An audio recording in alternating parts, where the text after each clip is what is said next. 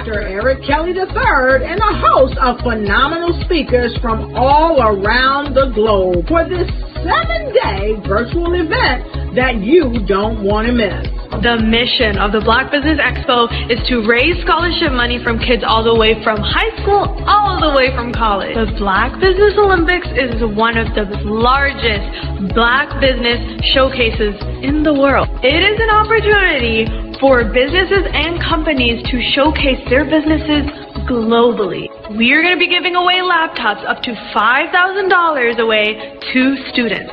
Again, I'm Olivia Appleberry, the founder of 2 Cents Finance and one of the speakers for the expo. I am so excited to see you there. For more info, go to www.blackbusinessexpousa.com or call 919-308-9090 and hope to see you there. I am Black Business. From the moment I wake until the time I sleep. Yes, I am Black Business. I am Black Business. Tell me, are you Black Business? I am Black Business. Do you support Black businesses? Listen, I support Black business because I am Black Business. Black Business Expo, one of the largest business showcases in the history of Black business in the world. The world! Sign up today at www.blackbusinessexpousa.com or call 919-308-9090. I am Black Business. I am Black Business. From the moment I wake until the time I sleep, I am Black Business. I am Black Business. Are you Black Business? I am Black Business. Do you support Black businesses? I support Black business because I am Black Business. Black Business Expo, one of the largest business showcases in the history of Black America in North Carolina. Join Dr. Eric Kelly III and a host of phenomenal speakers from all around the globe for this 7-day virtual event that you don't want to miss. The mission of the Black Business Expo is to raise scholarship money from kids all the way from high school all the way from college. The Black Business Olympics is one of the largest Black business showcases in the world. It is an opportunity for businesses and companies to showcase their businesses globally. We are going to be giving away laptops up to $5,000 away to students. Again, I'm Olivia Appleberry, the founder of 2 Cents Finance and one of the speakers for the expo. I am so excited to see you there. For more info, go to www.blackbusinessexpousa.com or call 919-308-9090 and hope to see you there. I am Black Business. From the moment I wake until the time I sleep. Yes, I am Black Business. I am Black Business. Tell me, are you Black Business? I am Black Business. Do you support Black businesses? Listen, I support Black business because I am Black Business. Black Business Expo, one of the largest business showcases in the history of Black business in the world.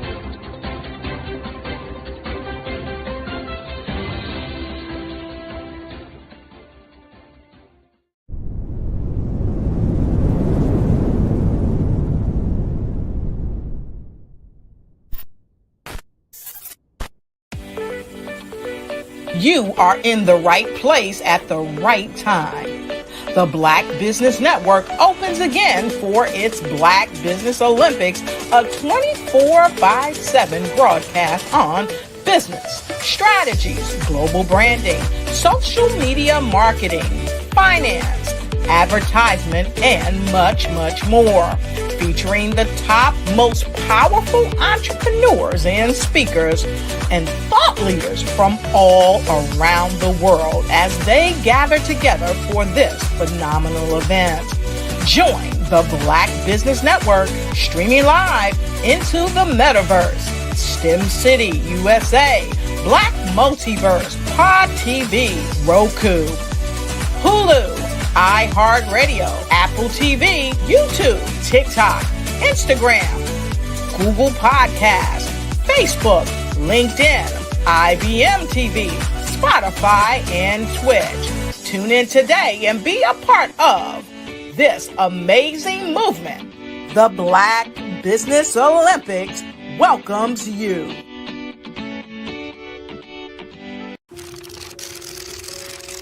Bravery is not the absence of fear, but the ability to overcome it. We stand for those who defy suppression, who speak out, and those who walk the road less traveled. Everyone deserves to be seen and their voices to be heard. We're sparking a movement, growing a community of creators united by the desire for freedom, choice, equity, and ownership. At Fanbase, it's all for one and one for all. We support each other to guide, promote, and uplift you in a place where you can unapologetically be yourself. A place where your voice, ideas, and creativity are not just welcomed, but celebrated. We are Black founded, minority funded, and supported by a diverse, inclusive, powerful community that believes in the strength of authenticity and individual choice. Regardless of success or background, we welcome you, the marginalized, the underappreciated, the successful, the superstar. We're for all who seek a space to express themselves freely, where they are rewarded for being their authentic, true self. We transcend labels because only we have the right to define ourselves. We are built for the brave, the culture, the creators, and for the future where everyone has a power to shape their own destiny, where all are empowered, voices are amplified, and freedom is embraced. For the first time, you have a chance to own the platform you helped make popular. It's a revolution, a movement in how we connect, create, and share. Everyone is a creator, and everyone has a fan base. Here, you can be you without limits.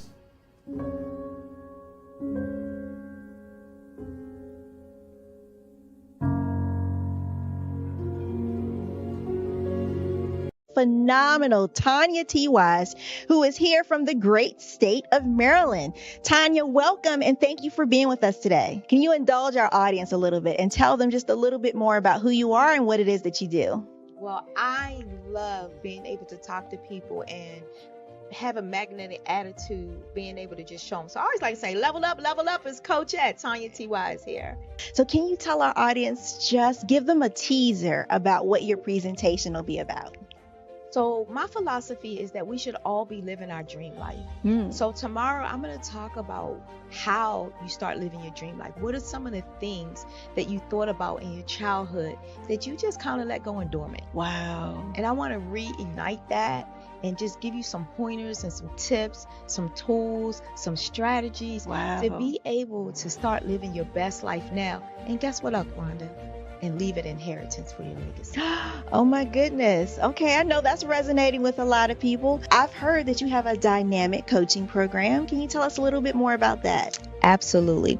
So our coaching program help people that have the lack of time, that lack strategies, and lack the confidence to go after their dream life. So we help them implement tools, we help them implement strategies, as well as give them resources so that they can live their best life now and leave that inheritance. Wow. Oh, I love that. I love the leave the inheritance part.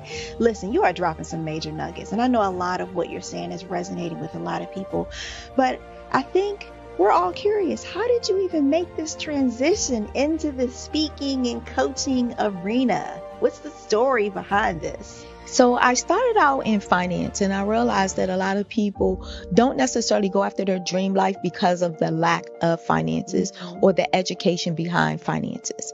But it wasn't until I lost my firstborn, my only son, that life changed for me. And where I was going after it all, living the corporate life, hit my 6-figure income and living in my dream house with my dream man, driving my dream car. I nearly lost it all when I lost my son. And so I realized it only takes one financial catastrophe that can change your entire life. That's what made me start All New Beginnings. Because no matter what's going on in life, there's a new beginning. And because of that, we develop a program called Wise Minded. My little slogan is, don't just dream it, let's live it. If they want to connect with you or work with you, what is the best ways for them to be able to do that? Well, for my social media guru, you can connect with me on every single social media platform as Tanya T. Wise.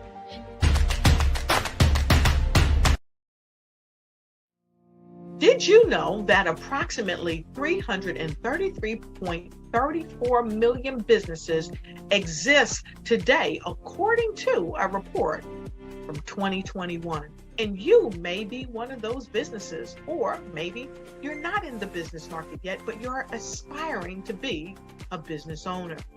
Well, guess what? You're in the right place at the right time. Because let's face it, everything is about timing and opportunity. Hi, my name is Dr. Lotus Richey, and I'm the CEO and founder of the Lotus Richey Coaching and Consulting LLC, along with the Lotus Richey Ignite Show. 15 minutes of success with Dr. Lotus Richey, as well as books to boom your business and bring who you are. And today, I want to bring this amazing message to you about the Black Business Network and the Black Business Olympics. See, the Black Business Network and the Black Business Olympics is designed to help people just like you, that's right, that look like me, to take their business to the next level. Not just in your front yard or your backyard, but globally. The Black Business Network and Black Business Olympics is designed not to just help you survive, but to help you thrive. So join us today as we come together with businesses all around the world to support our students, our children, our young teens, our young entrepreneurs. What we do is we come together to help raise funds for students who are aspiring to be business entrepreneurs, who are aspiring and who are thriving in college. We endow them with a wonderful opportunity to gain scholarship of either a laptop or several thousands of dollars. And we invite you to help be a contributor to this amazing opportunity to help someone that looks just like you. So join us today at our website and let us connect with you and help you ignite and take flight in every area of your life on the Black Business Network and the Black Business Olympics. I'll see you on the other side.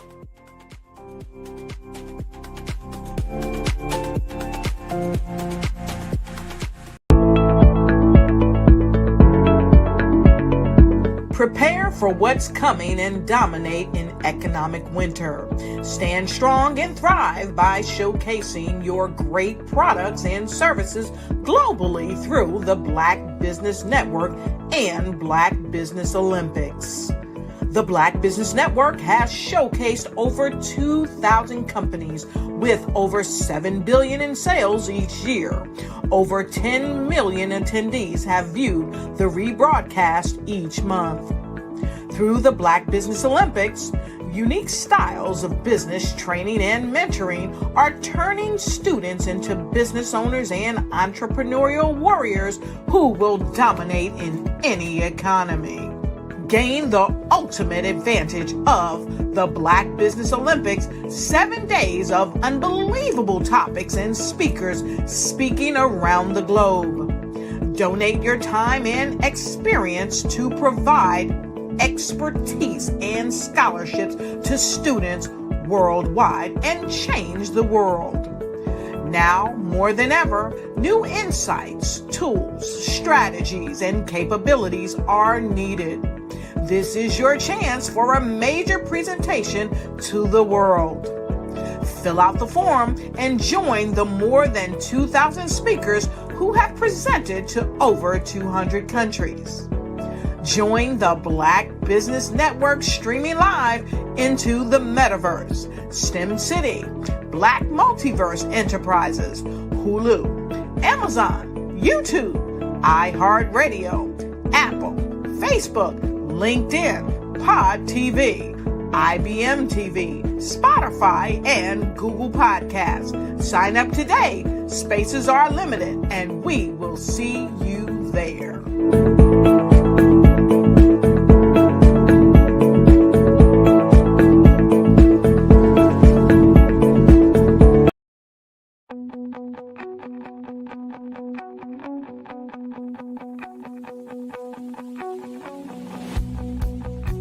I am Black Business. From the moment I wake until the time I sleep. Yes, I am Black Business.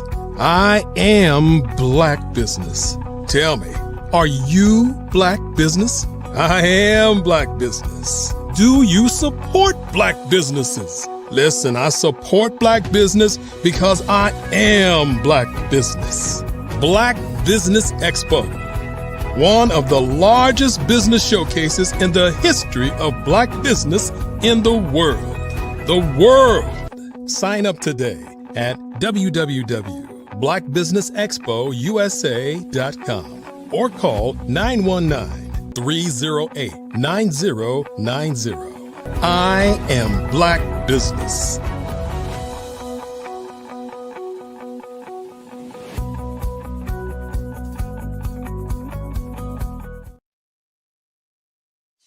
Good evening, business owners, entrepreneurs, thought leaders, and corporations.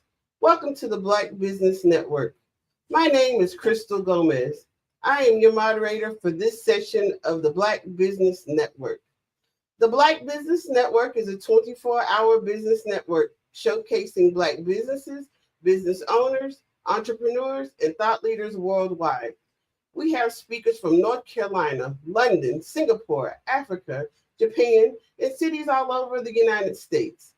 The Black Business Network is a global community sharing business knowledge to empower, inspire, and educate businesses about business. Today we are with Sydney Wormsby. Sydney Wormsby is an accomplished business executive with over 30 years of experience in strategic leadership, organizational transformation, and business development. He held senior roles at leading companies such as J.P. Morgan Chase, Citigroup, and PepsiCo, while also excelling as an entrepreneur and small business owner. His expertise spans business turnarounds, Six Sigma implementation, product development, and global market expansion. As an adjunct professor at Brooklyn College, Sydney is taught extensively in business, accounting, and economics, sharing his deep knowledge with future leaders. Now he works closely with CEOs, small business owners, and leadership teams, focusing on strategies that drive revenue and profit growth, particularly for women and minority-owned businesses. Beyond his professional achievements, Sydney is deeply committed to youth development, serving as a mentor, coach, and Sunday school teacher. A passionate leader and keynote speaker, he is dedicated to making a meaningful difference in both business and community life. I present to you Sydney Wormsby. Good afternoon. Good afternoon. How are you? I'm well. How are you today? I'm just fine. Peachy keen fine, as they used to say. So things are going well. Enjoying myself. Wonderful, wonderful.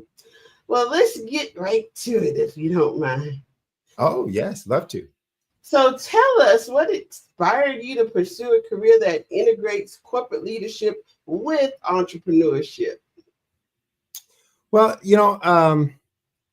I guess I'd have to say all of my young life, although I didn't know what I wanted to do specifically, I always knew that I wanted to kind of be in charge, be the guy. And so when I went off to college, I looked for ways to do that. So undergrad, I had an engineering degree, went back, got an MBA. And as I started working, I just looked for ways to get involved so that I could make decisions and have impact.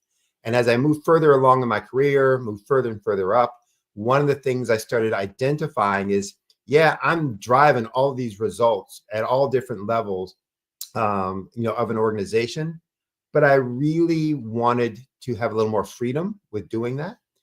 And so I looked to go off on my own and to start supporting, small businesses and entrepreneurs. So I got tired of making the big guy bigger, using all of my skills and talents, and really wanted to find ways that I could help folks who had dreams of their own and were just looking for help and support and how to achieve that. So I went off then to be able to do that and used all the experiences that I had from working with corporate and corporate responsibilities to be able to help, folks who were everything from mom and pop shops to small entrepreneurial businesses that were doing in the 15, 20, 25 mil, $1 million annually kind of range, helping them to get to next levels. So is there any one particular success story that stands out? So I don't know about one, because I'm not the one kind that's like, well, who's the best, NBA player of all time? Who's the best Major League Baseball? It's like with your children, you have something about each of them that you really enjoy and like. I think from a well-rounded perspective, there's probably two that come to mind. One was a beverage manufacturer manufacturer and distributor that I was working with that, was an existing business. It came in, they were doing about $800K a year. They had just bought the business maybe about a year ago, and they were trying to figure out how to make this thing kind of pop and go. And so, worked with them from everything initially with reducing costs and expenses, looking at what they were spending on right now and where were their opportunities for efficiency.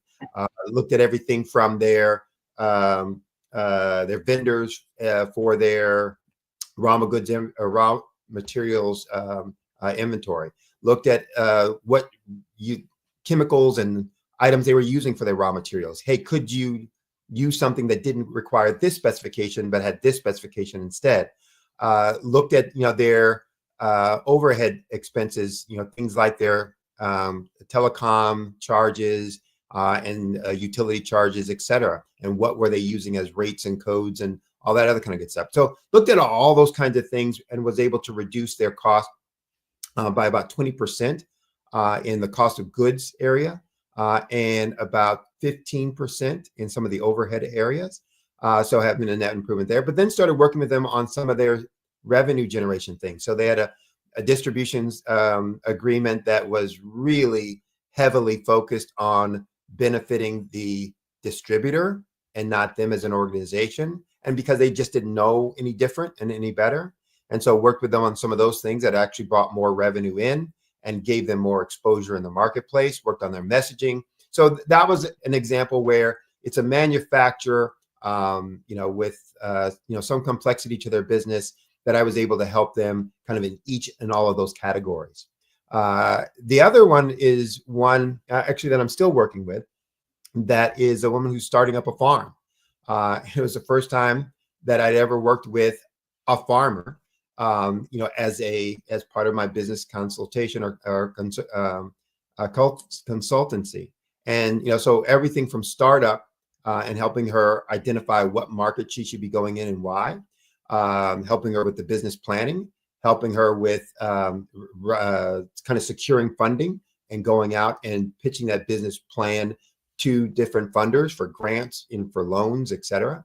Working on the operating model. Okay, how are you going to grow these? And again, even though I've never been in farming, it's operations. So it's what's going to be your cycle, what's going to be your process for that, what's your cost structure for that. If that's your cost structure, what your pricing, needs to be, who you're going after in terms of the target market, what are their needs, yada, yada, all those kinds of things. So again, it was one of those things where it was holistic. And that's what I really love doing, is working on their entire business issues, because everything is integrated, everything is connected. And if you are going to work on resolving an issue, it's going to have a connection with some other aspect of the business. And I want to help them see that and help them solve that. And, those are examples of projects that I was working on and businesses that I supported where, we were doing exactly that, to their benefit. That's wonderful, because as small business owners, we tend to focus on where our problem areas may be and not realize that it's a result of the big picture. So that's very, very important that you help them see the big picture. And that's a critical piece too, Crystal, is that often business owners will experience a problem and they will identify the problem as the area where the problem is being reflected. So because I see it there, then the problem is from there, and the problem may be caused somewhere else. And an example of that, I was called in, for a business company. The owner called me in and said, "Hey, we have an issue with our inventory and our inventory management." And I asked, explain a little bit, and they went into some detail that, they were getting a bunch of buildup of inventory, and they weren't quite sure, why they weren't managing it properly. They had this MRP system that was the materials requirement planning system that was put in place, and all this kind of stuff. So I asked them to send me some numbers, send me their reports. I looked through those and I said, they don't have an inventory problem. And so I went and I spent a day at the plant with them, walking through their business, just to confirm the things that I saw from the reports. And then I presented to them, and I presented that you don't have an inventory problem. What you have is a compensation problem. And they really looked at me like I was crazy. And I could tell they were ready to throw me out as if I didn't know anything. And so I thought, well, I better explain it to them pretty quickly, because I don't think they're going to give me much more time. So I then went through my explanation. Here's what's going on. As I look at your numbers, here's what you did last year strategically. You, initiated a new program, a new product that you started selling. And when you started selling that, you had a whole business plan around that how it was going to shift your business. Now, this is not stuff they told me. This was stuff I was finding through the numbers. And then they were nodding their heads like, yeah, we did. Yeah. How did you know that? And I said, but here's what started happening. Your salespeople were selling the same things they'd been selling last year, not consistent with what your business plan was for this year.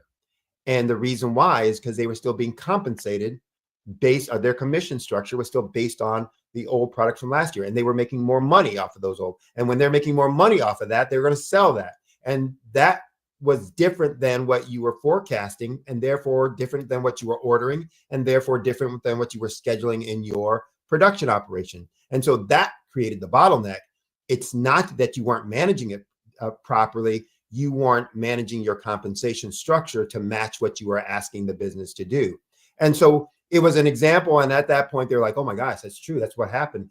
And then they were able to resolve it, solve it, and move on with their business. But it's one of those things where you really have to look at root cause, not just, it shows up here and therefore the answer or the problem is here. No, it shows up here, but the problem was caused maybe somewhere over here. And you need to understand that and how these things are connected so you can go in and actually solve the root cause of a problem, not just the symptom of a problem. Wow, that seems so simple, but it required a lot of thought and study into the total process again. Absolutely. And that's what I work with my clients on is let's look at the whole system. What are you trying to accomplish? Which is also why I use and how I use revenue and profit, to keep folks focused on that. So this is what you're trying to do. You're trying to get to this kind of revenue, kind of get to this kind of profit. Let's talk about all of the ways that happens, what the systems are for making that happen. And then let's go through and put in the right systems and the right solutions within those systems so that you can achieve the things that you've envisioned for your business. So what is your approach to implementing Six Sigma and total quality management in organizations? So, again, I came up initially through operations because I had an undergrad degree in engineering, and then my MBA was both operations management and human resource management. And so it was really about, making systems work, making processes work, and understanding, how to get efficiencies out of that. So in my manufacturing, life and experience, did a lot of work with Six Sigma, statistical process control, all of those things to understand, again, how to measure the effectiveness and the efficiency of systems, and then how to use that information to then go in and make changes so that you can now start improving on the outcomes and the results. And so I use that. When I'm working with businesses now, I talk about my ability to double their profits in less than a year. And I do that with a concept that I call small changes to big things. And that concept of small change to big things comes out of my work with the techniques and the methodologies out of Six Sigma, statistical process control, and some of these other quality assurance kind of methodologies. So it's understanding how the systems work, going in and being able to first stabilize a system by saying, here's what makes this outcome occur. And therefore we need to control these things, these factors, these variables, because they are what drive those outcomes. And if we can control each of those variables, then we'll control the outcome. And now that we know how to control the outcome, we can now start moving that outcome to any place that we want. And so I do the same thing with businesses from a revenue and profit standpoint. That just says it's not now a manufacturing operation, it is a complete system. And so the outcomes we're trying to control are revenue and profit, and most specifically profit. Because if I can make $100 and keep 99, that's a whole lot better than me making $1,000 and keeping 50. I don't care about the revenue. I'm really caring about the profit. That's what I get to do, something with. And so, I use those same techniques, those same methodologies to understand what are the key things, the big things that drive revenue and profit in a business.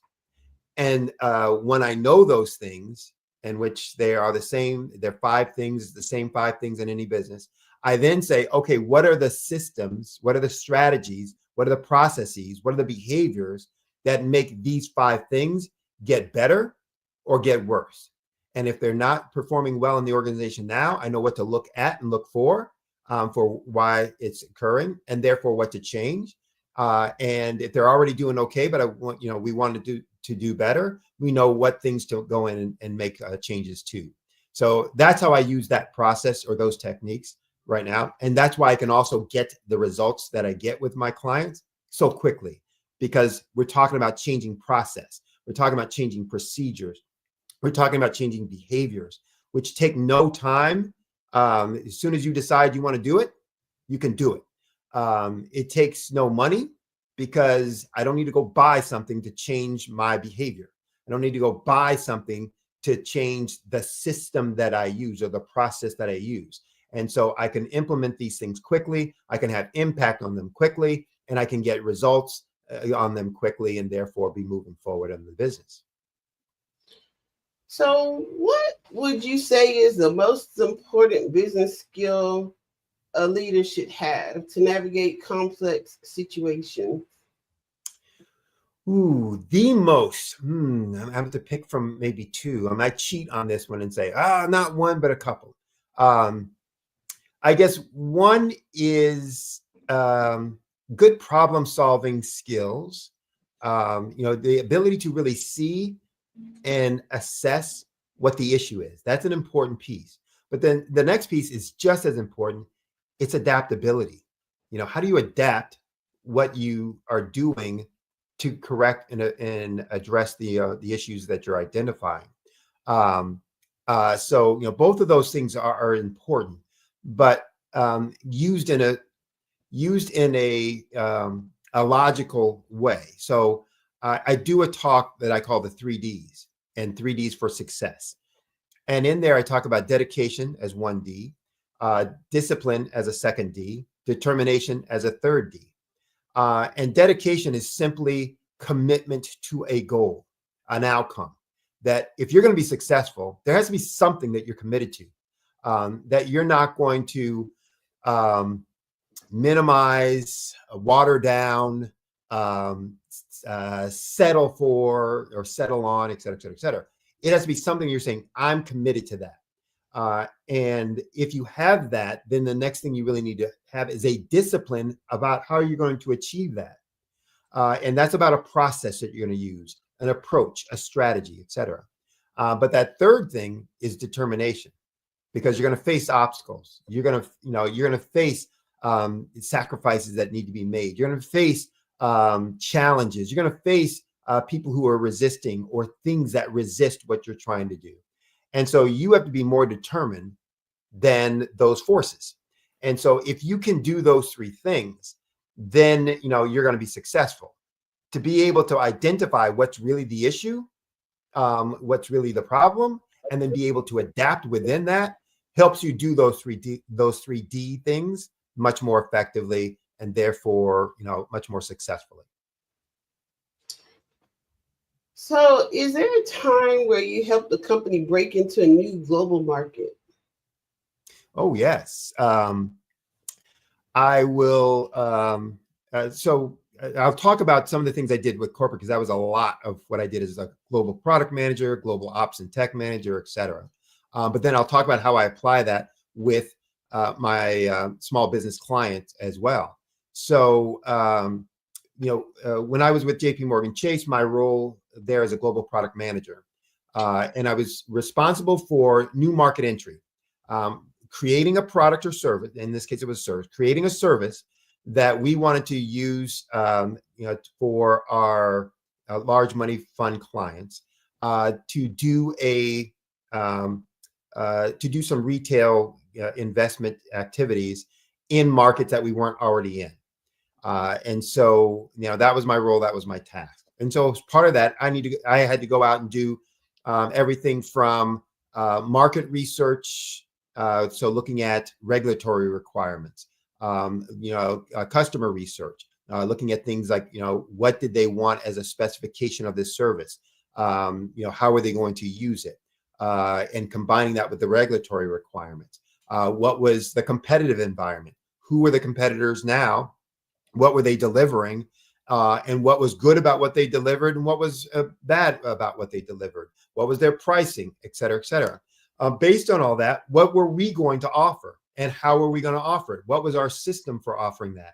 If this is what we needed to deliver, are we going to do that using our existing global operation now? Were we going to go buy somebody within each of those markets to do that for us? Or were we going to use some combination of our existing systems and something that we bought and acquired, or something that we built?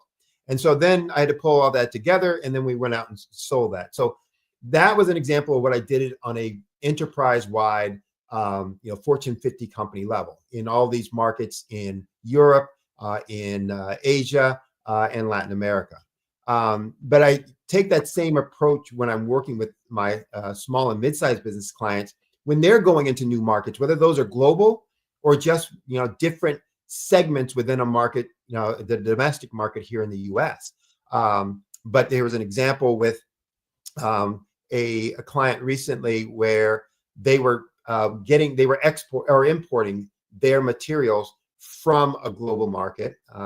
And some of the issues were about timing, as well as about specs, as well as about pricing.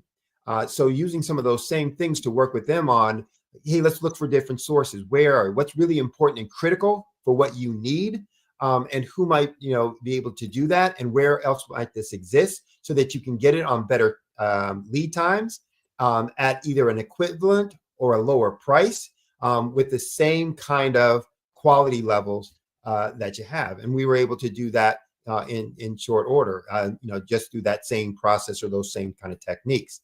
But also with clients around going into new markets domestic markets using that same approach. What are you looking to do? What markets exist out there? What are their requirements, customer requirements for that? What are they looking for? What are their pain points, et cetera? What are the regulatory requirements? Even if you're talking about across a state or across a county, there might be some different regulatory requirements based on the business that you're in.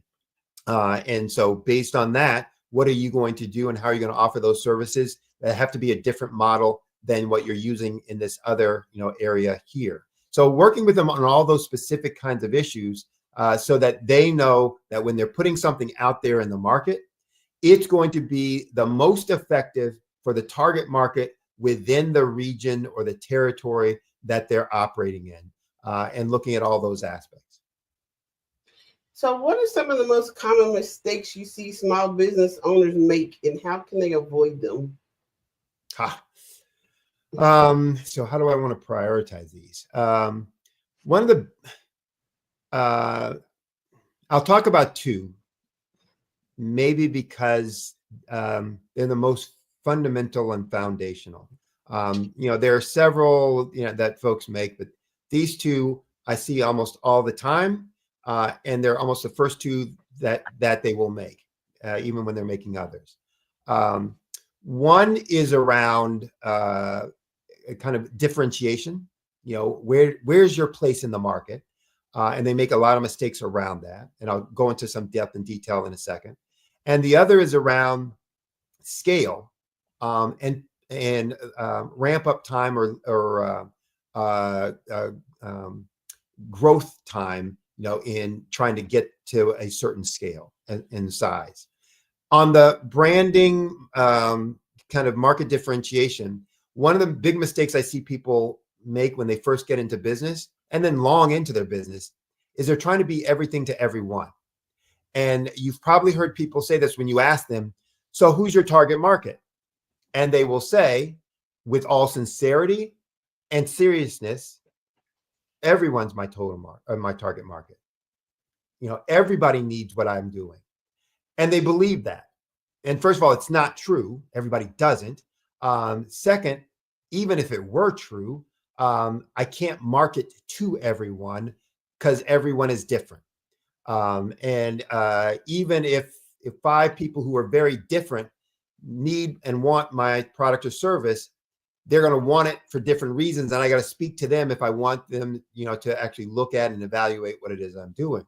So that's one of the first things that I see is that they don't really understand who they're going after and why they're going after them and how to talk to them, because they kind of look at everybody out there as, who they're targeting. And they're doing that because they want to try and keep the funnel at the top as big as possible, because if I try, to niche down, then it's going to be so small that I can never make enough money. And I want to be a gazillion billion-dollar company in the next 3 months. And the idea is then how are you going to design that product? How are you going to design that service? Who are you going to speak to? How are you going to speak to them? Where do those people hang out? And so now you start giving generic messages to generic folks in generic places that resonates with no one. And so that's the biggest issue. And what they need to do, and what I work with my clients on, is first and foremost understanding what is unique about you that no one else can say.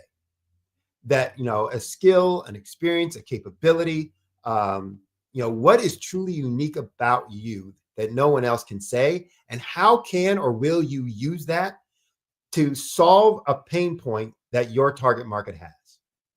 And that's hard work to do. And when I start working with people on that, they struggle with that, mightily. And so I'm helping them to see who their real target market is based on their uniqueness.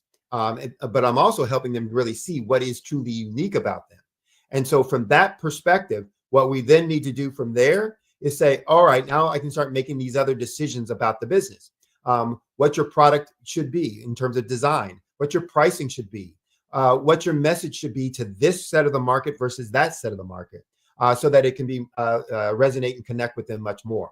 So that's probably the first issue that I see with most businesses out there. Almost every business that I deal with has an issue that they're not differentiating themselves from everyone else. And so they become a me too. And all their marketing and communication become platitudes We've got the best, people. We've been in business for 30 years, which means nothing to a prospective client.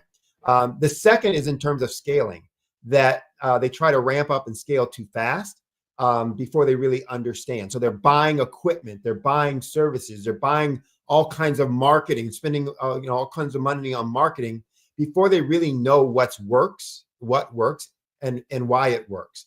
And so I often tell folks, one, outsource as much as you can initially, so that it frees up your time to really work on the business, and that you don't get bogged down in that.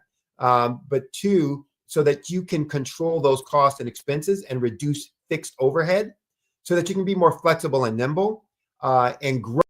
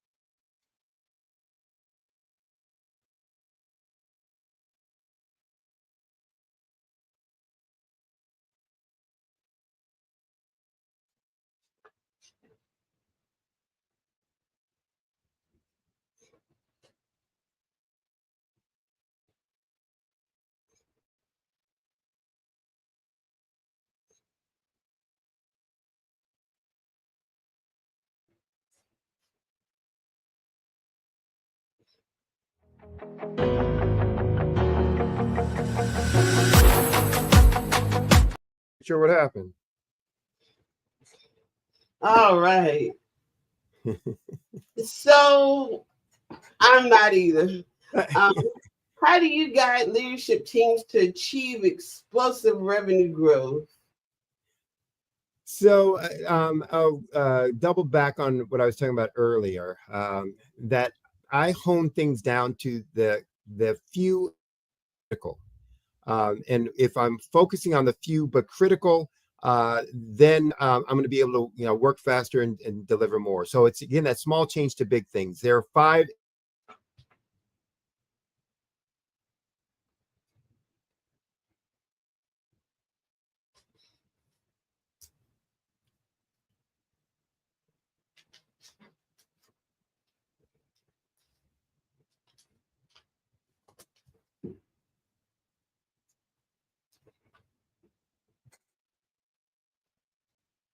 Artist to me is a creator. What if you could build your own city? A place where every child can find nurturing people to help them achieve their full potential. A place where every adult can access job training support. Where health education is abundant. Where social justice ruled the land. A place without limitations. Welcome. You have arrived at STEM City USA. It is what every city should be. A safe and trusted community where you find people and resources to help you become everything you are and beyond. STEM City is unlike anything you have ever experienced. It is a digital twin of the world around you, only better. STEM City is about energy and soul renewal. It is more than a digital world. You can almost feel the power of live cultural events, music, and theater. STEM City promises a better future for children with caring mentors and hands-on activities with dedicated tutors to support our youth. STEM City is your passport to a healthy lifestyle, with weekly events addressing our community's many issues.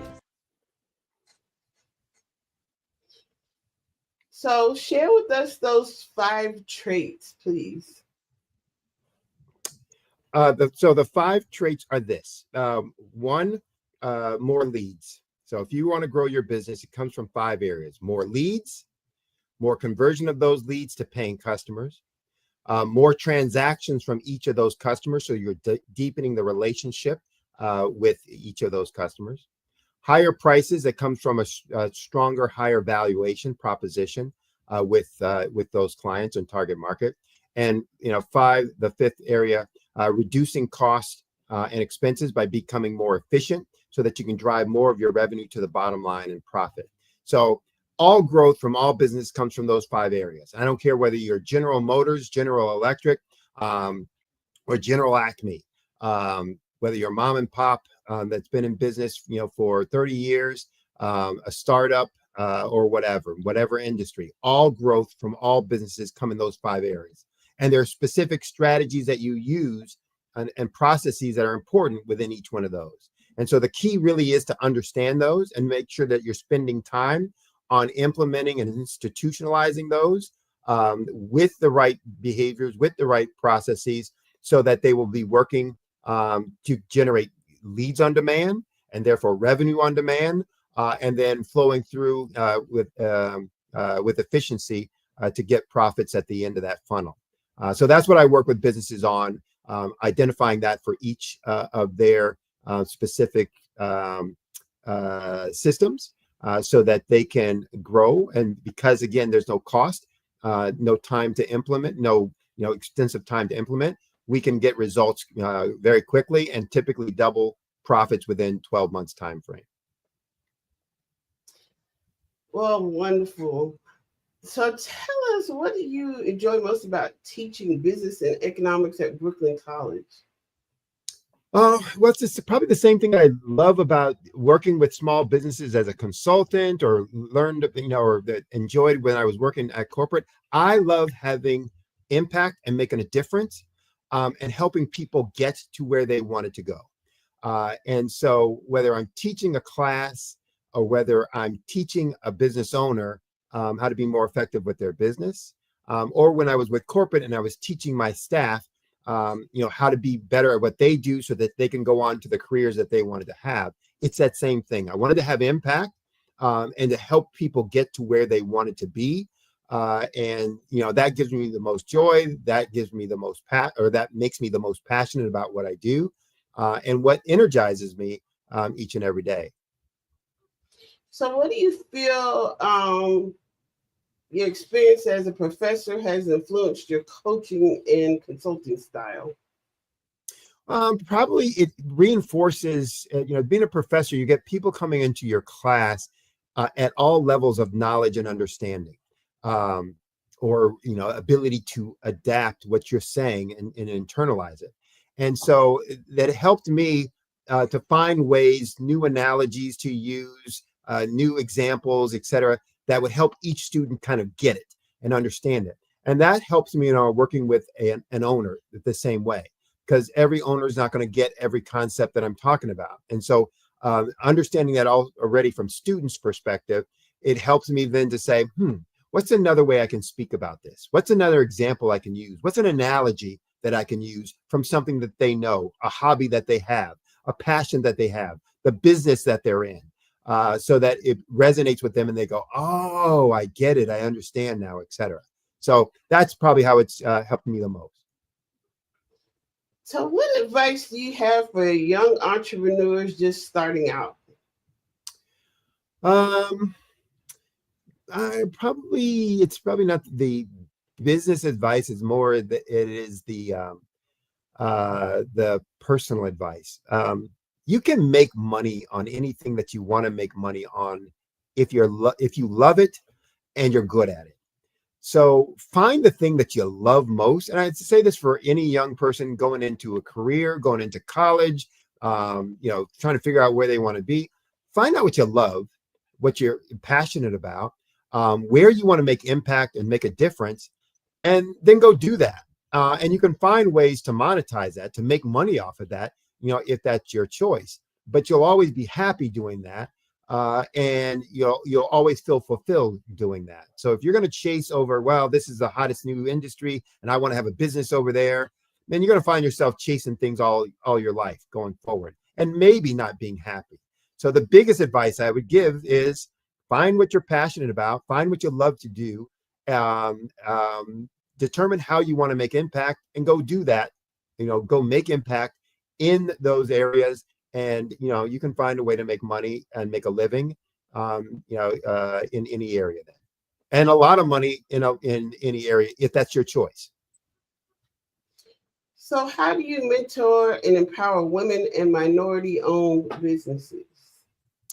So probably, most of my work I do with either women-owned or minority-owned businesses, not exclusively, but, I have a mission and a passion for that.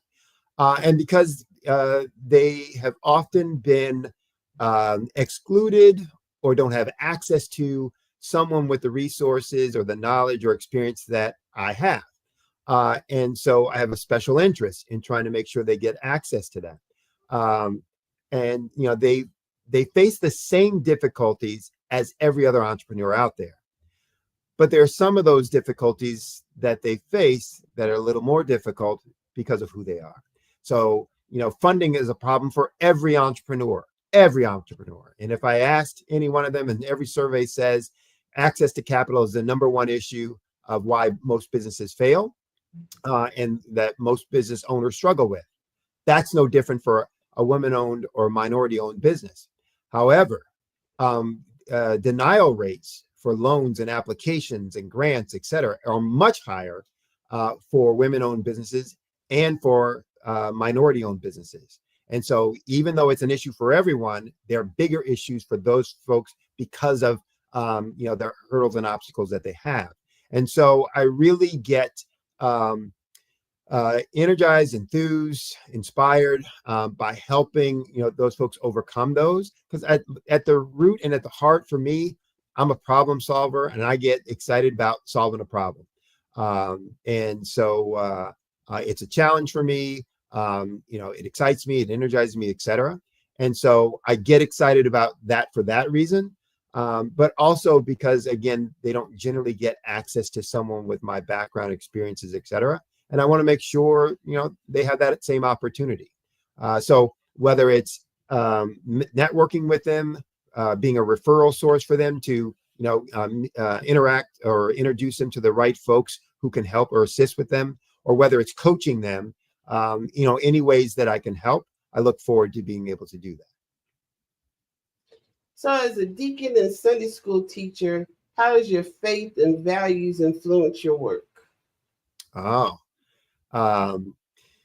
So I'm a very spiritual person. And so that make a difference, make an impact, comes from my faith beliefs and what we were put here to do. So I have a strong belief that God gave us all at least one talent. At least, that's what scripture says, and that's what I believe. God gave us all, every one of us, at least one skill out of these 8 skills that are listed that we have in abundance to be able to use for the good of all humankind. And that's the expectation. Now, some of us may have more than that one of the 8. Some may have 2 or 3 or whatever, but we all have at least one. And so I look for ways to be able to make an impact and make a difference in the lives of others in a positive way, using whatever skills that I've been granted or given, within that. So I have a special commitment for and passion for youth and youth development, because again, it sounds trite, but they're the future. And if you can get that right, then the future is going to be bright and right. But I also have a passion for business because they're so complex in the kinds of issues and the intricacies and the integrations of different systems, et cetera. And so, my faith formed my desire to make an impact and make a difference, and to do things for the common good. So I found avenues for doing that in business that makes me, that satisfies me. But I also then use that in the ways that I interact with folks. So whether it's my pricing structure, whether it's my flexibility on, how to interact with them, or even in what I was talking about before, my desire to find different ways to communicate information so that everyone can connect with it, no matter where they're starting from. I try to make money not the issue. I try to find a way that I can design my offerings to folks so that no matter where they are on the financial spectrum, that I can create an offer that works for them and works for me. So, flexible pricing terms. I have a guarantee that I provide, and I provide that guarantee because of my commitment to service and delivery. That, look, it's not my time that you're buying an outcome. You want a result. I want to guarantee that result, or I don't deserve what it is that I'm asking you to pay me. And that comes out of my faith. So all of those things in the way that I do business comes from the faith that I have, that I get from my, spiritual, my spiritual education, my spiritual beliefs, et cetera. And I try to incorporate those in the way that I do business and the way that I interact with folks, and then what I'm helping them to achieve. So how do you balance your career with your passion for youth development? So everything has to be in balance so you keep getting energized. You can't do everything in one area and nothing in all those others. So I have a lot of youth development work. I stay busy with, so I'm on different organizations on their board or volunteer. I do coach youth sports coaching. I do youth sports training. But I also, enjoy the business side of things, and I'm helping business owners, achieve what they want, using the same kind of skills, the same kind of process and kind of mental approach, but just with different segments that, have the similar kind of a need. So what motivates you to stay active as a coach, an athlete, and a volunteer? I'm going to sound like a broken record, but it's just that that desire to make an impact, to have a positive impact on as many people as I can. And that's what motivates me. It can get me in trouble at times. And there are people out there listening to this that, it's like, this will resonate with that. You find yourself involved in so many things that you're like, oh, I don't have a minute. I don't have I just want to take a breath. But every time I then think about something I'm going to drop off my plate so that I have that time to breathe, I go, oh, but then I wouldn't be able to do this and I wouldn't be able to do that. So let's keep that on, et cetera. And it's, I can't ever think of a time where I was, depressed or stressed out, et cetera, because all of those things do energize me. It may not energize other folks, but for me, it energizes. And so if I wasn't doing all those things or involved in those areas, that's probably where I would be, either more stressed or, less happy, less content, less satisfied. So, staying involved in that keeps me balanced, a little bit here, a little bit there. I mean, obviously I'd still like to do things with family and friends. That's not to the exclusion of that. But it's to make sure that I feel like I'm making a difference. So earlier you mentioned 8 key areas. Could you expound upon those 8 areas? Be more specific in terms of which, what was the original question I was asking or talking about in the 8 key areas? Yes, we were discussing how your faith and values influence your work and your passion for youth development. And you mentioned that there were 8 areas. Oh, 8. No, that was 8 talents or skills that God gives us. One of. So, yeah. And again, for those who, aren't,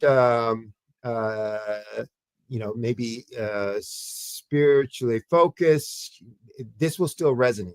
That, in scripture, it talks about, God gives us one of 8 talents to use for the good of humankind. Those are, and I'm not going to off the top of my head remember them all, but one is, intelligence, one is wisdom, and there's a difference between those. So intelligence is more the ability to learn things and, to apply that learning. Wisdom is more kind of in advice, counsel, etc. Enterprise building, the ability to, build organizations or, enterprises of, substance and impact, and yada, yada, yada. So he gives us, one of these 8, at least one of these 8, every one of us has. So when somebody says, oh, I'm not good at anything. Yes, you are. You haven't figured it out maybe yet, or you keep running away from it, but he's given it to you. Now, I can have that gift, but it doesn't say where I have to use. I can use it anywhere. I could use, my gift for enterprise building in building a company, building a for-profit company, building a not-for-profit organization, and building a community, a city or a state, or I can use that in all kinds of different ways. A college. So it doesn't tell us where we're going to use that or where we're limited to using it. It's just saying, I've given it to you. Go find a way that makes you happy, that serves all other folks. And again, some of us are lucky that, maybe he gives us a couple. Great. But every one of us has at least one. And so our challenge is to really know what that one is and figure out what that one is and where we want to use that to make impact, and then go have fun making that impact. I think it is important that we do what we love, because I know growing up, we were taught more to, go into careers that tended to be high in pay. So that did not equate to you necessarily loving your job. So, it can result in burnout and unhappiness. So I think we see that a lot in our younger generation. It really resonated with me when you said that, because I see a lot of young people in my circle, my family and friends, my nieces and nephews, my friends' children. They get into what appears to be a dream career. At least when I was their age, I would have thought it to be a dream career, and they just quit. And if you ask them, they'll tell you, I didn't like it. I wasn't happy. I had to work too many hours. That is a big shift from, what we may have been taught in the past. You expected to work those hours, because without working those hours, you could not hold on to that high-paying career, and you would never leave, because the prospect of finding that again, you would think that you may not get it yet, but that is not how our current generation thinks at all. Well, yeah, and that opens up a whole nother can of worms about the structure of the jobs and job markets, et cetera, et cetera. But at the root of that comment about do what you love, and you can, and as I said before, you can make a lot of money at anything. And I always use this as the example. And I don't know if it's true because I don't know the person, but from what I see, this is my truth about it. That I always use Martha Stewart as the example that says, gosh, when Martha Stewart went to college, if she had told her parents, when I get at my degree, I'm going to get out and I'm going to make a business of setting tables and decorating, tables and blah, blah, blah, blah, blah, whatever all the stuff that she does, right? Right. Their parents probably would have said, what are you doing? You can't make any money like that. We sent you to college, you need to go out and get this good job, blah, blah, blah, blah, blah, blah, blah. But it was something that she had an interest in, was passionate about, and then went about, how do I fulfill this? Fulfill myself first for the benefit of others, that will make them happy. That will, solve some of the issues that they have. And she creates $1 billion business or multi-billion-dollar business. That can be true with any organization, with any issue. You can either do it for fun, you can do it for money, you can do it for little money, you can do it for lots of money. Depends on what you want to do, what your objective is. But you can if your objective is to make money, you can make money doing anything that you love, and that you're willing to make yourself good at and master. And that becomes the important thing.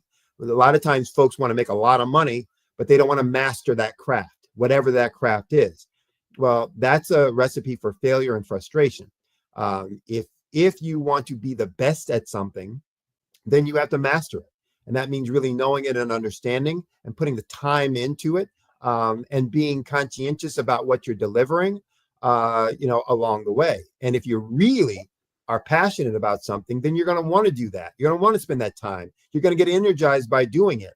And then people will seek you out, and you'll be surprised and amazed at what they're willing to pay you for, because they'll see the value in what you can do for them as a solution. And so I'd say first and foremost, find out what you're good at, find out what you're passionate about, and then go seek how you can make a difference in other people's lives with that. And the money will follow. So do you have a memorable experience from your work with youth mentorship programs that you can share with us today? I'm going to give a shout out. There's a program in Pittsburgh that I worked with many years, or for many years, called YES, Youth Enrichment Services, that does phenomenal work, in terms of teaching youth leadership skills, business skills, peer mentoring, et cetera, et cetera. So the person who heads that up, Floyd Jones, very passionate, committed, individual, has been working on that, with that organization from founding it, to today, and doing great work. And I had, the privilege of being able to work with them as a contributor and a board member, for a while, and really enjoyed that and watching, people grow. There's an organization I work with right now, started out more as from a client relationship, that I now am, doing volunteer work. That's a youth development program that uses sports as a way of teaching kids soft skills like discipline, like leadership, like community service, like academic excellence, et cetera, et cetera, et cetera. And within that, we've been able to use sports as a way of getting, kids into marginalized or kids from marginalized communities, underserved and underrepresented communities, to get scholarships, free tuition, and significant scholarships at some of the best boarding schools in the region, that allows them to kind of change the trajectory of their life. And just based on what we've been able to do with them on both the baseball piece, as well as the kind of soft skill development piece. But what's amazing about that is we take, in that program, they take kids regardless of their ability to pay or their ability to play. So they will take a kid no matter if they've never touched the ball before, and develop them in their baseball skills, in their sports skills, and whether they can't, their families can't afford it, we'll provide them scholarships for that. But then what you're seeing down the road is that those same kids are getting these opportunities for these life-changing scholarship opportunities at these elite boarding schools, or elite private schools, or elite public schools that they didn't have or wouldn't have had previously. And that's not only heartwarming, but it's inspiring. It says, I want to do more of that, because I want to see more of those kinds of impacts. So those are just a couple, of the stories of folks that I've worked with in the past. There's a whole lot of others. There's a lot of organizations out there doing some great things that I've had the opportunity to work with, or in some cases I just heard about. But those are two, that I would, kind of give shout outs to based on, some of my direct work with them. So what do you enjoy most speaking about as the keynote speaker? Oh, so many things, but all of them probably deal around leadership, kind of leadership activities, how to lead others, how to motivate and inspire others, how to get more, higher performance out of others, how to be more efficient and effective in what it is that you do. So those are the kinds of conversations I love to have most. I can talk about, all kinds of topics, whether it's technical business stuff, marketing, business planning, finance, yada, yada, yada. Whether it's improvement techniques like Six Sigma, statistical process control, quality assurance methodologies, yada, yada. Or whether it's organizational development stuff or cost efficiency stuff. So I can talk about any of those kinds of things, and I can talk about them with passion, and I can talk about them for hours at the drop of a hat. But the ones that I probably enjoy the most is when I get to talk to people about how can they improve their leadership skills, because when you improve your leadership skills, it's a multiplier effect. So if I'm teaching 10 people, those 10 people will have impacts on 50 people, and those 50 people will have et cetera, et cetera, et cetera, et cetera. On some of the other things that I talk about, I can impact those same 10 people, but they may or may not impact, multiplier effects after that. But I can say I had an impact on them. So that's why the leadership ones probably kind of inspire me more or resonate with me more, because I feel like, when I'm doing that, there's a multiplier effect that, exponentially more people are going to be helped and assisted based on that. So what inspired you to write your book, and what message do you hope readers take from it? Well, first, so folks know out there, I just I wrote my second book, but the first one that I actually had published and sold or selling. So it is a book about really these concepts that I just talked about.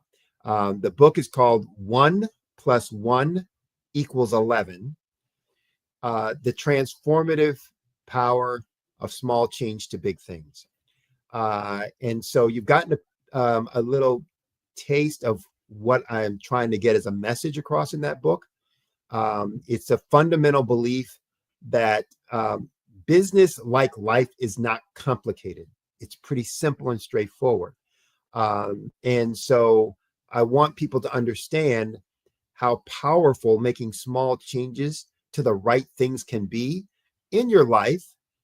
But, in this case, in this context, I'm talking about in business.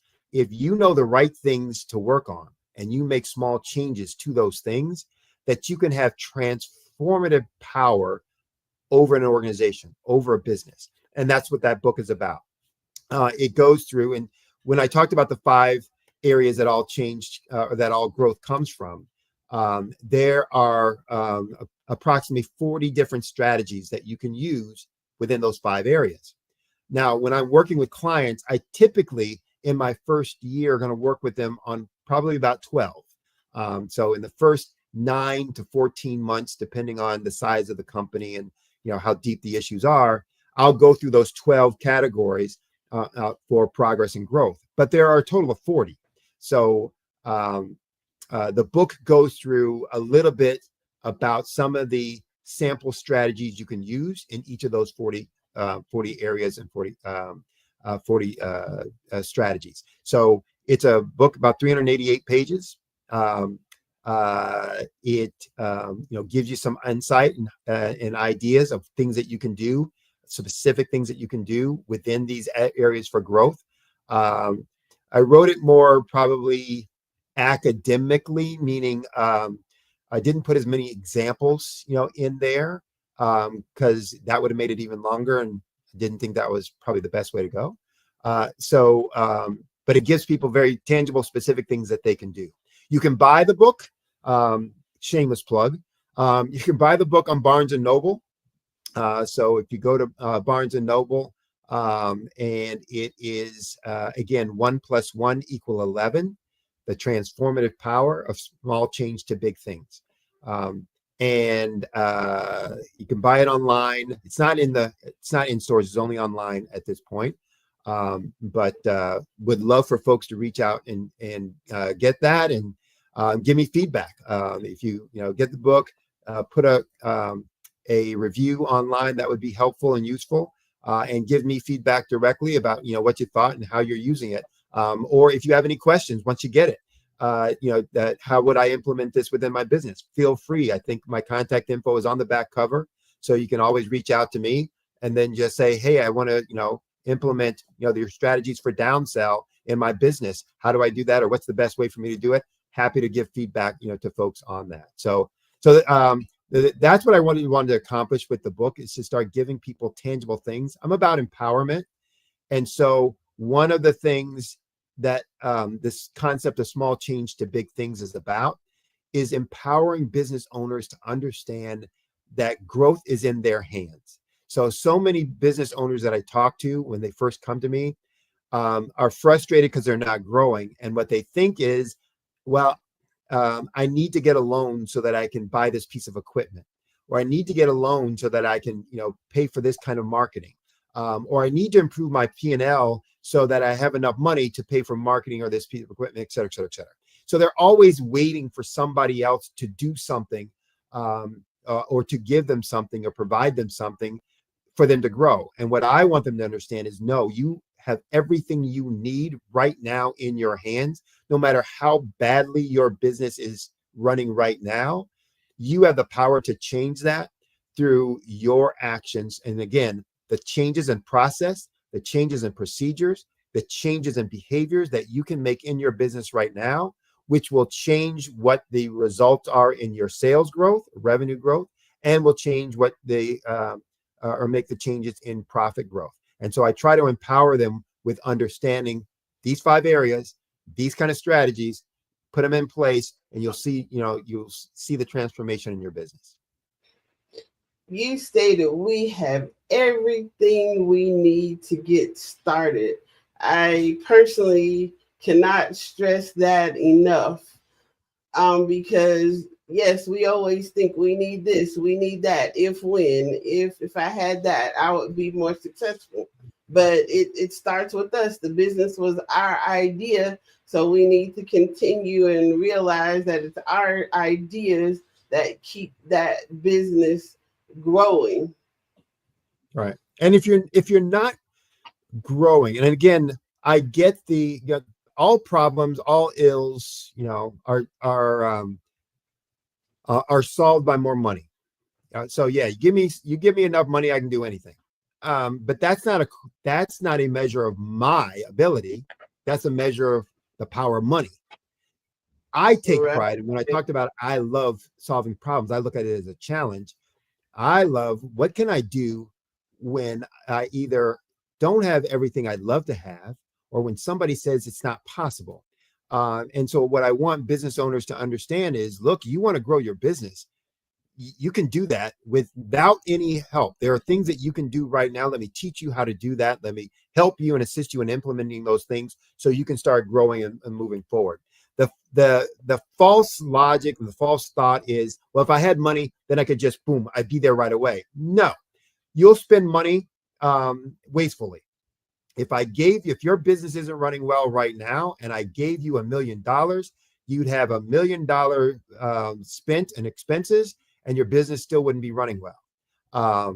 Now, it may run pretty comfortably for a little while, but ultimately it's not going to run well. And so the idea then is to say, okay, then, let me understand how to make this thing run well, and then it will run well for, all time. And I can then use money to scale up faster. And that's the only thing I really try to work with them on. And so, yes, we have everything that we need. I truly believe that. And I work with my clients to help them see and understand and then act upon that. And so, if you're struggling to see it, then you need to reach out to someone as a coach who can help you with that. Because you're not going to get there on your own or waiting for that to, somehow miraculously happen in your life. It's not going to happen because, somebody sprinkles foo-foo dust on your business and poof, voila, it grows. There are specific, tangible things that need to be done. You need to do them. If you're not clear on what those are, that is okay. But then you need to be reaching out to someone, a coach or whatever, to be able to get that insight so that you can do it, and then trusting them and you doing the work and trusting them and their guidance so that you can get to where you were, looking to go. So small business owners don't realize that they need a coach. Everybody needs a coach. Even coaches need coaches, correct? Right. Right. Well, Wait, and here's the thing. Most um, most business owners know when they need a coach. Often they aren't quite sure. They know they need help. Let me put it a different way. There are a ton of business owners out there that know they need help. They're not quite sure what a coach will do for them. And so that skepticism and question is okay. But then you reach out and you try to understand, what is it I need? What is it I'm looking for? Or you go to coaches who can help identify. So one of the things I do when somebody comes to me or I'm interacting with them, I try to show them that, first I want to understand, what is it you're wanting? Where is it you want to go? What is it you're looking for that you don't have right now? Okay. If that's what what's holding you back from that? Now with that, we understand that. Then if that's where you want to go and that's what's holding you back, or that's what you think that's holding you back, let me take a look and see if I agree or concur with that. And then we can create a plan for moving forward. And so most of them know that it's not working for me. This is not going the way I want. But one or two things then gets in the way. Do I really know what I need? And am I willing to pay for the help to get there? So it then becomes like, well, I don't have that money, so I can't do it. Well, you're going to wait until you have that money. And again, I'm going to show you you don't have to spend money to be able to get that to happen. So when are you going to do it if you're not going to do it now? Or if you're not going to work with me? And one of the things I learned that seems to be true is, people, when they're not going to move forward, either believe that I'm not capable or that they're not capable. And so when I'm working with prospective clients, I'm trying to determine if they're hesitant to work with me because they think I'm not capable, or are they hesitant to work with me because they think they're not capable? And those are two different problems to solve, or two different questions to answer. If you think I'm not capable, then I have, a responsibility. I can show you examples of when I have, or I can structure my offer so there's no risk to you. I will deliver and I'll get paid on what I deliver. So you don't have to question that any longer. If you aren't sure that you're capable, that's something that you need to work through in your own mindset. And that holds so many people back, that they see things that they've done in the past and none of them worked. And so they think no matter who I'm working with, I'm just not capable of doing that. So I'm just going to keep struggling on my own and until I figure it out. And that just never becomes a recipe for success. So, I tell folks all the time, find someone that you trust. And trust means that you believe they have your best interest at heart, and that they have, enough information and knowledge, experience to be able to take you forward in the journey that you're looking for. Even if they can't take you all the way to bright, if they can take you forward, they'll take you to a point where you can get to the next person. But you need to start relying. If you're not able to achieve it yourself, you need to start relying on someone who's done it before, who can guide you to that next outpost. So let's talk a little bit more about imposter syndrome. The make it to you, or the fake it till you make it? Yes. Yeah. What's the question? So you mentioned that, if I'm not capable, or I feel like I'm not sure, imposter syndrome plays into us feeling that we're possibly not capable. All right. So there's two aspects to that. I mean, there's the I'm not worthy, I'm not capable. That's an inferiority kind of complex. I'm not a psychologist or a psychiatrist, so I can't. I can only speak to it from a leadership perspective with people that I've managed or led and motivated and inspired. And so if you feel you're not capable, and if I start interacting with someone as a client who I sense that that's a part of what's going on here, I either show them things that they've done in their past that, say, look, you solved and resolved this. This is no different, and that to try and give them some confidence on that. or I structure some things in the work that we're going to do that gives them a little more confidence about, oh, the possibilities of that. So one of the things, for example, when I'm working with a client that has an existing business and some significant revenues and expenses, is the first thing I work with is on expenses for a couple of reasons. It's not about just cutting cost; it's about finding efficiencies, and it creates an early win. Look, in just this amount of time, in a few weeks, we've been able to identify this amount of dollars that are going to go back to your bottom line. This is what you're able to do. And here's an easy win. Now we're going to work on some other stuff. But now you've built up a little positivity in their mind that they're able to do that this is going to work, that there is success, ahead, etc. And so you can do those kinds of things. But if it's your mindset that's stopping you, then you've got to really look at, how do I change that mindset? The fake it till you make it perspective, and sometimes that, done the right way, okay, it might have some positive things, that I'm acting as if, I'm already there. Some people use the fake it, until you make it to do that. I'm going to act like I'm already there, or act as if I'm already there. And then ultimately I'll get to that point. But if you're doing it as, we used to call it fronting, you're just fronting, you're creating a facade that is different from the reality, and that's never going to work. And so you really have to be doing the work for growth, for change, for improvement, if you want to achieve that kind of growth and change and improvement. And so it's not about faking, it's about finding what is missing in the gap from where you want to be to where you are, or from where you are to where you want to be. And then what are the strategies that are going to close that gap? And then start working on those things. So find them and then fix them, so that you can, close the gap. So what is your ultimate goal in helping businesses and communities, and how do you hope to be remembered? Again, going to sound like a broken record. Here lies someone that made a difference, made an impact on the world, made an impact on those, and on the world. I don't mean like, oh my gosh, he discovered the cure to cancer. No, but made a difference in the lives of the people that he touched. So that's how I want to be remembered. That was always willing to help and to look for ways to make an impact. What was the first part of the question? What is your ultimate goal in helping businesses and communities?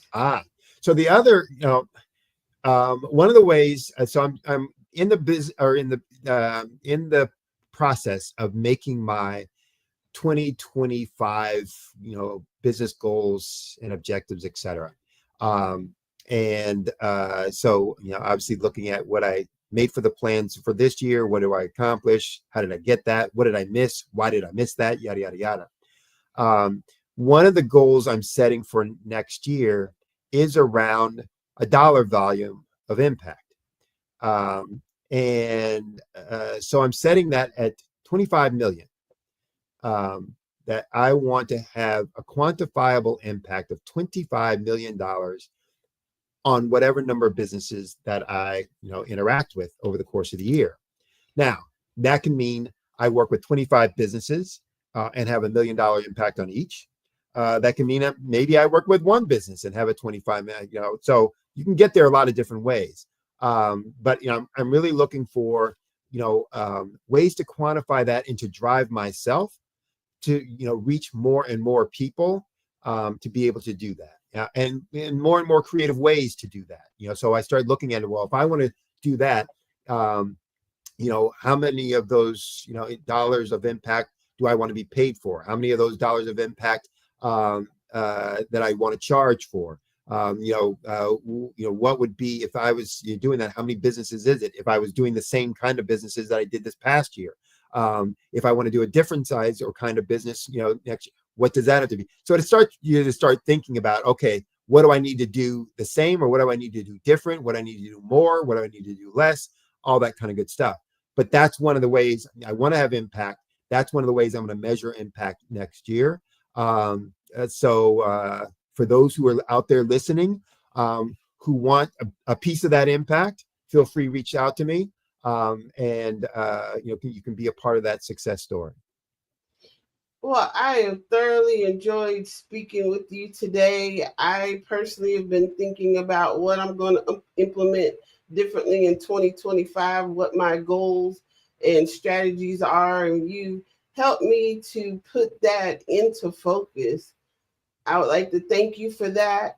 And please tell us where we can reach out to you if we want to partake in your services. So the easiest way is to reach me by my website, which is solutionswithresults.com. Again, solutions is plural, results is plural. So solutionswithresults.com. On that website, you will have a contact page, so you can, email me, you can call me, you can send a specific question about your business, and an Ask Sydney question, and I will answer that within 48 hours. You can reach me via phone at 718-791-8707. So that's in the US, so +1, 718-791-8707. Or at my either one of my email addresses, Sydney W, so SIDNEY W at solutionswithresults.com, or my other email address, which is SWORM, SWORM _22 at yahoo.com. So reach out to me any one of those ways.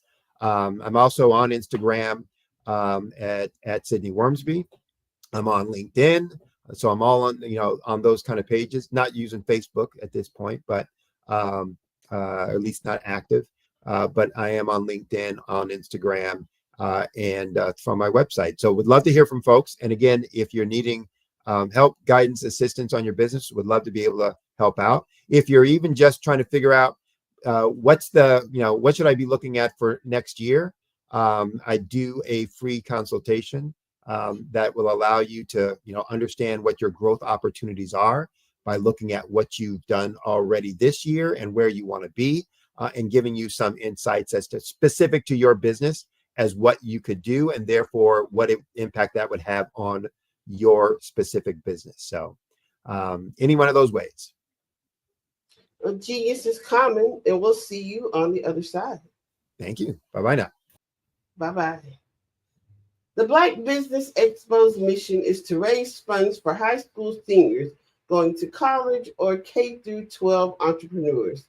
This expo is a fundraiser for students. You may go to www.blackbusinessexpo USA to donate to the scholarship fund, or use the Cash App that's on the screen below. That is $BBX USA. Now, our goal is to give laptops and up to $5,000 to 10 students. Students can register online at www.blackbusinessexpousa.com. Every dollar counts. So we want to remind you to donate to the scholarship fund. We want to thank our Black Business USA Expo sponsors for November 2024. And they are NC100, Suede Soul, the Carolina Virginia Minority Supplier Development Council, Step Management, Margie McLean Foundation Incorporated, Genius is Common, Executive Women's Success Institute, the Quality Coaching Company, Superwoman Business Services, Creative Force Studios, Lee Entertainment, the Black Business Olympics, Artistic App Design, Banks Law Firm, Black Business Expo USA. Genius is Common, and I'll see you on the other side.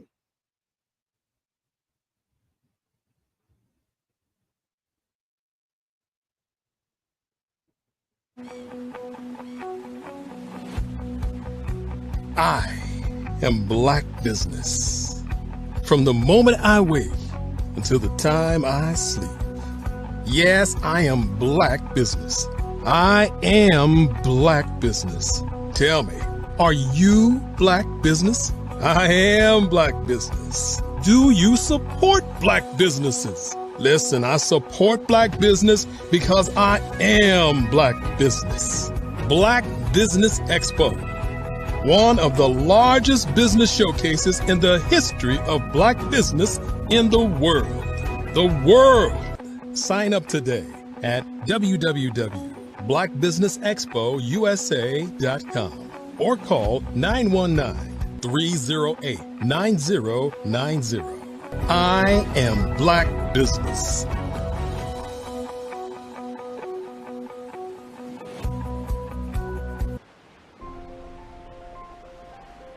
What if you could build your own city? A place where every child can find nurturing people to help them achieve their full potential. A place where every adult can access job training support, where health education is abundant, where social justice ruled the land. A place without limitations. Welcome. You have arrived at STEM City USA. It is what every city should be.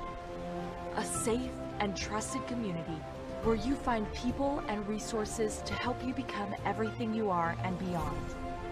STEM City is unlike anything you have ever experienced. It is a digital twin of the world around you, only better. STEM City is about energy and soul renewal. It is more than a digital world. You can almost feel the power of live cultural events, music, and theater. STEM City promises a better future for children with caring mentors and hands-on activities with dedicated tutors to support our youth. STEM City is your passport to a healthy lifestyle with weekly events addressing our community's many issues.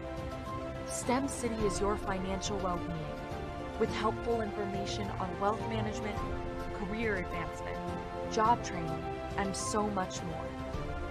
STEM City is the community you deserve. It is the city where your dreams can come true. STEM City USA, a place in the sky that is accessible to all who reach for the stars.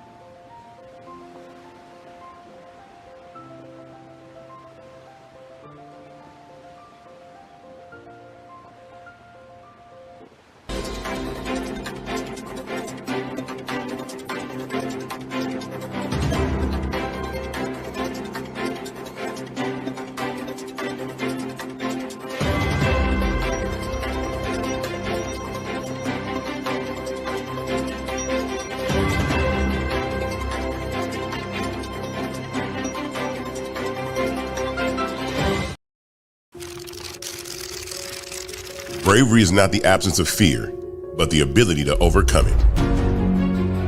We stand for those who defy suppression, who speak out, and those who walk the road less traveled. Everyone deserves to be seen and their voices to be heard. We're sparking a movement, growing a community of creators united by the desire for freedom, choice, equity, and ownership. At Fanbase, it's all for one and one for all. We support each other to guide, promote, and uplift you in a place where you can unapologetically be yourself. A place where your voice, ideas, and creativity are not just welcomed, but celebrated. We are Black founded, minority funded, and supported by a diverse, inclusive, powerful community that believes in the strength of authenticity and individual choice. Regardless of success or background, we welcome you, the marginalized, the underappreciated, the successful, the superstar. We're for all who seek a space to express themselves freely, where they are rewarded for being their authentic, true self. We transcend labels because only we have the right to define ourselves. We are built for the brave, the culture, the creators, and for the future where everyone has a power to shape their own destiny, where all are empowered, voices are amplified, and freedom is embraced. For the first time, you have a chance to own the platform you helped make popular. It's a revolution, a movement in how we connect, create, and share. Everyone is a creator, and everyone has a fan base. Here, you can be you without limits.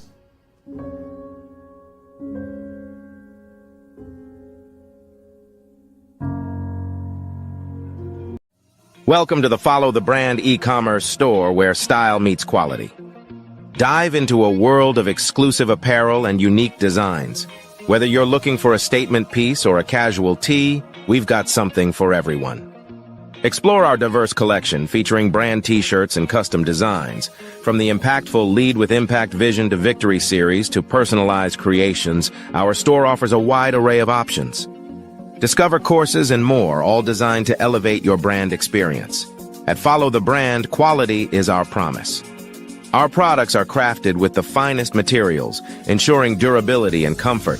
Plus, we offer the best deals to our customers, making premium fashion accessible to all. Enjoy secure payment methods for a seamless shopping experience. Our featured products include the Follow the Brand podcast t-shirt, available for just $19.99.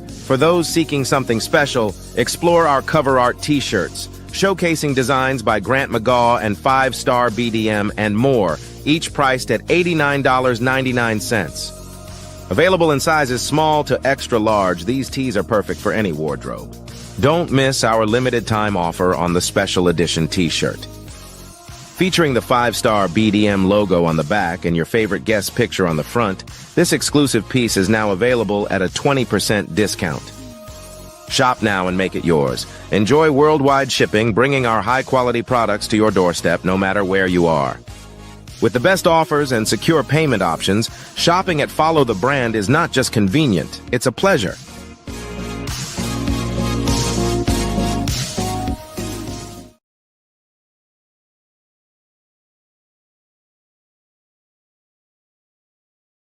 Are you a forward-thinking entrepreneur or business owner? The world is changing faster than ever, and it's time to pivot and adapt to the future.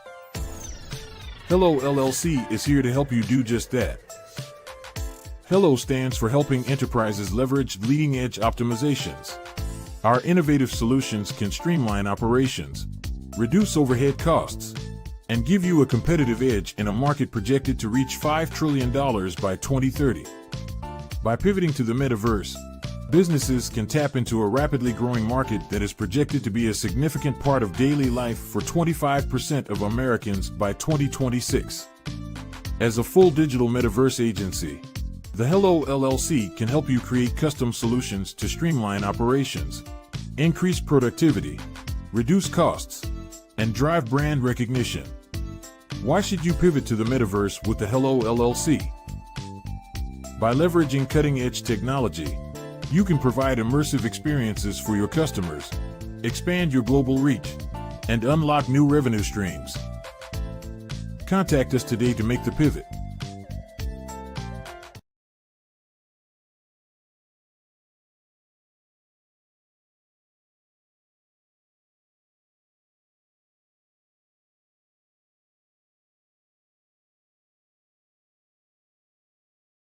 Phenomenal Tanya T. Wise, who is here from the great state of Maryland. Tanya, welcome and thank you for being with us today. Can you indulge our audience a little bit and tell them just a little bit more about who you are and what it is that you do? Well, I love being able to talk to people and have a magnetic attitude, being able to just show them. So I always like to say, level up is Coach at Tanya T. Wise here. So can you tell our audience, just give them a teaser about what your presentation will be about? So my philosophy is that we should all be living our dream life. So tomorrow I'm going to talk about how you start living your dream life. What are some of the things that you thought about in your childhood that you just kind of let go and dormant? Wow. And I want to reignite that and just give you some pointers and some tips, some tools, some strategies to be able to start living your best life now. And guess what, Wanda? and leave an inheritance for your legacy. Oh my goodness. Okay, I know that's resonating with a lot of people. I've heard that you have a dynamic coaching program. Can you tell us a little bit more about that? Absolutely. So our coaching program help people that have the lack of time, that lack strategies, and lack the confidence to go after their dream life. So we help them implement tools, we help them implement strategies, as well as give them resources so that they can live their best life now and leave that inheritance. Wow. Oh, I love that. I love the leave the inheritance part. Listen, you are dropping some major nuggets, and I know a lot of what you're saying is resonating with a lot of people, but I think we're all curious. How did you even make this transition into the speaking and coaching arena? What's the story behind this? So I started out in finance, and I realized that a lot of people don't necessarily go after their dream life because of the lack of finances or the education behind finances. But it wasn't until I lost my firstborn, my only son, that life changed for me. And where I was going after it all, living the corporate life, hit my 6-figure income and living in my dream house with my dream man, driving my dream car. I nearly lost it all when I lost my son. And so I realized it only takes one financial catastrophe that can change your entire life. That's what made me start All New Beginnings. Because no matter what's going on in life, there's a new beginning. And because of that, we develop a program called Wise Minded. My little slogan is, don't just dream it, let's live it. If they want to connect with you or work with you, what is the best ways for them to be able to do that? Well, for my social media guru, you can connect with me on every single social media platform as Tanya T. Wise.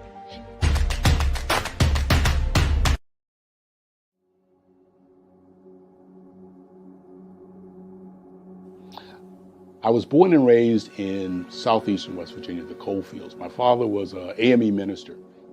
For me, I was very fortunate. Even though I grew up in the segregated South, I was surrounded by flourishing Black businesses, doctors, lawyers, bankers, dentists.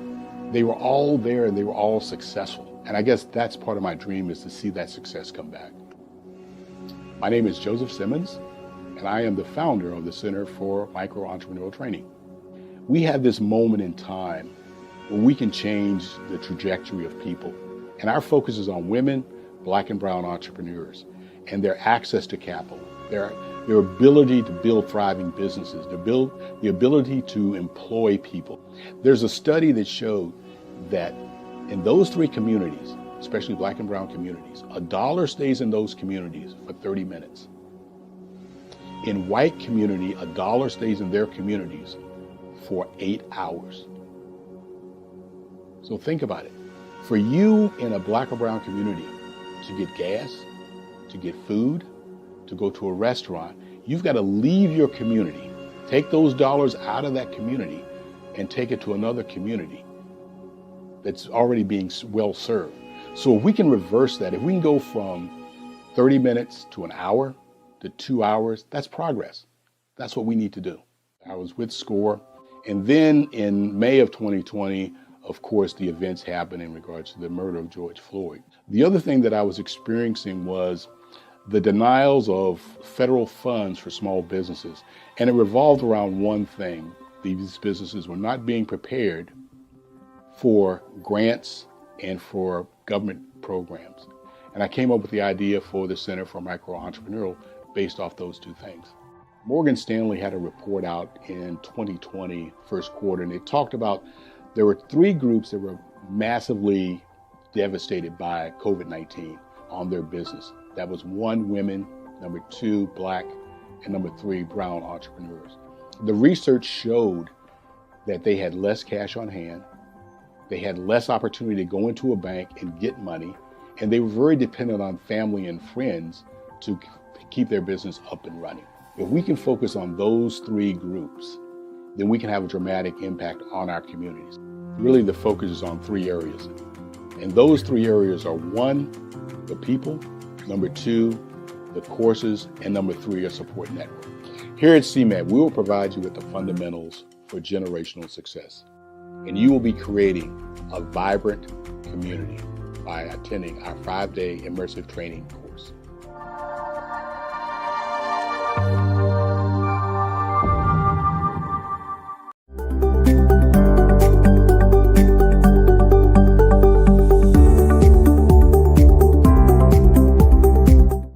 Katie Bennett, and I own Lexicon Presents Publishing. We are a publishing and media company that helps you take your story and share it with the world.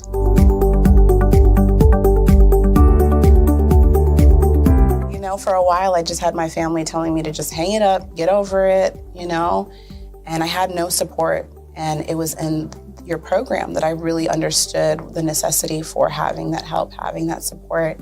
And so now I actually feel like a CEO as we scale, as our clientele changes, as my company is opening doors for other people to, you know, take care of their families. It's just completely changed from just a mom who was publishing books.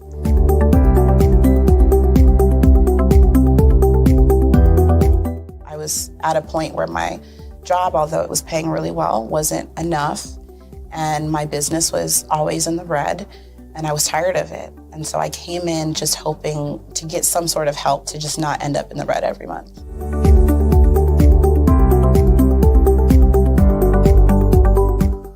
Ooh, wow. Okay, so there was one in particular, I cannot remember his name, but he asked me, he said, why are you in business? And I told him that I wanted to make a difference and I want to help my community. And he let me ramble on for a while. And then when I was done, he was like, okay, all of those things are great. They make you a humanitarian, not a business owner. And he was the one who told me, he's like, you know, you have this great service and you're offering it at like a great value price. So to someone like myself, we don't know that we're going to get the value of what you're actually bringing.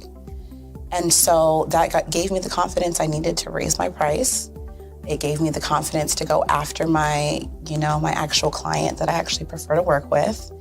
And it really just changed everything for me. I don't think without him kind of giving me that push, I don't think I would have gotten to this point or position.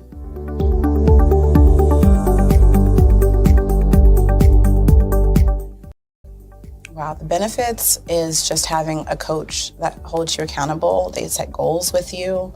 That's been my favorite part. She has amazing experience, you know, and so she brings her strategies and her ideas, and she helped me narrow down, you know, what services I actually wanted to offer, how I could actually continue to offer it, how many clients at one time could I have.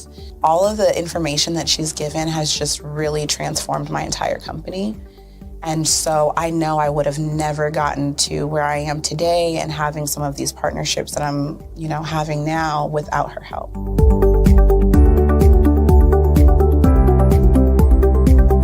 You're going to get information that you're not going to find on YouTube. You actually take the time to strategically give us the information, then give us time to actually apply it. I would also say that so that you're not just out on a ledge alone trying to figure this out. Like, you deserve to be in a community with other people who also want to grow their business. And then finally, you know, the biggest thing I think I took away from CMET was that I had a whole office in Longwood, I still do, and at the time I had not paid my business tax receipt. I didn't know that that was something you had to do. So that was like one of the first couple days of information, and I'm like, oh my gosh, let me go get that together right now. So I'm really glad that, you know, CMET was there for myself, and, you know, anybody else who has the opportunity, they need to do it.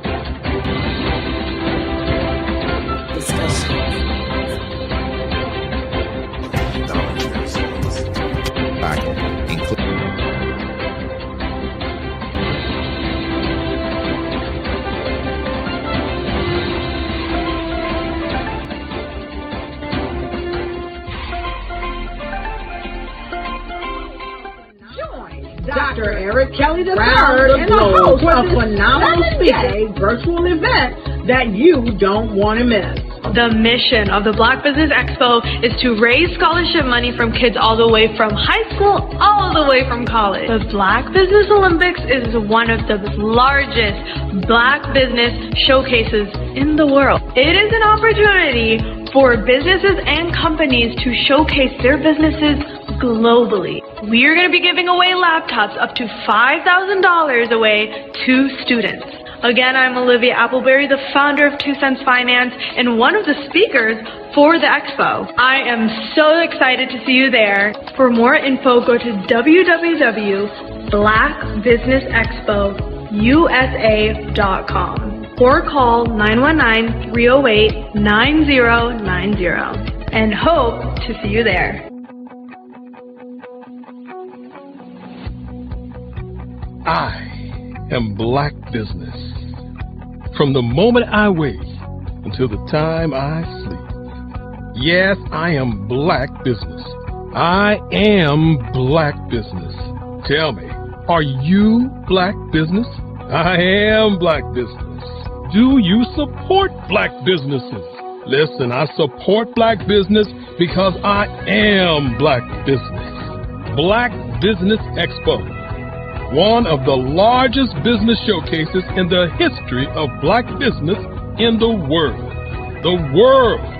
Sign up today at www.blackbusinessexpousa.com or call 919-308-9090. I am Black Business. I am Black Business. From the moment I wake until the time I sleep, I am Black Business. I am Black Business. Are you Black Business? I am Black Business. Do you support Black businesses? I support Black business because I am Black Business. Black Business Expo, one of the largest business showcases in the history of Black America in North Carolina. Join Dr. Eric Kelly III and a host of phenomenal speakers from all around the globe for this 7-day virtual event that you don't want to miss. The mission of the Black Business Expo is to raise scholarship money from kids all the way from high school, all the way from college. The Black Business Olympics is one of the largest Black business showcases in the world. It is an opportunity for businesses and companies to showcase their businesses globally. We are going to be giving away laptops up to $5,000 away to students. Again, I'm Olivia Appleberry, the founder of 2 Cents Finance and one of the speakers for the expo. I am so excited to see you there. For more info, go to www.blackbusinessexpousa.com or call 919-308-9090 and hope to see you there. I am Black Business. From the moment I wake until the time I sleep. Yes, I am Black Business. I am Black Business. Tell me, are you Black Business? I am Black Business. Do you support Black businesses? Listen, I support Black business because I am Black Business. Black Business Expo, one of the largest business showcases in the history of Black business in the world.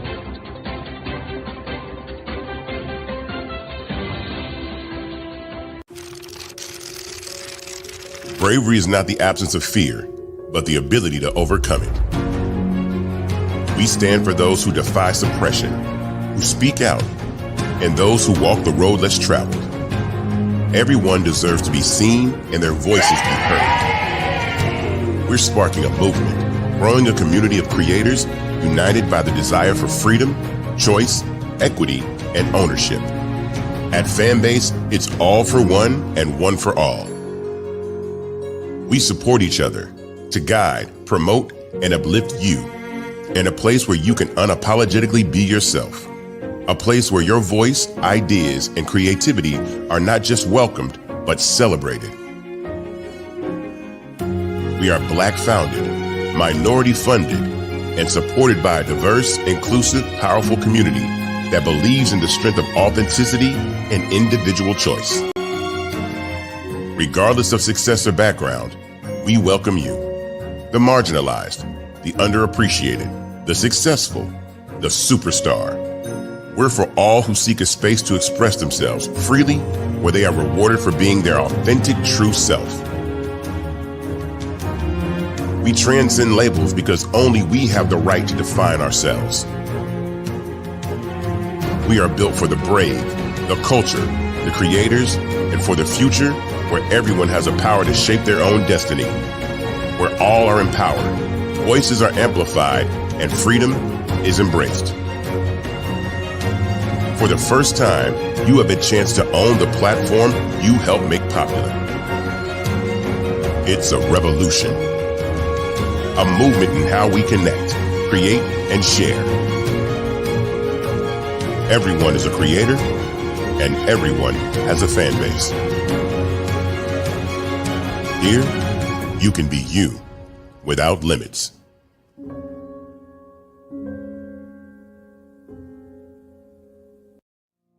Did you know that approximately 333.34 million businesses exist today, according to a report from 2021?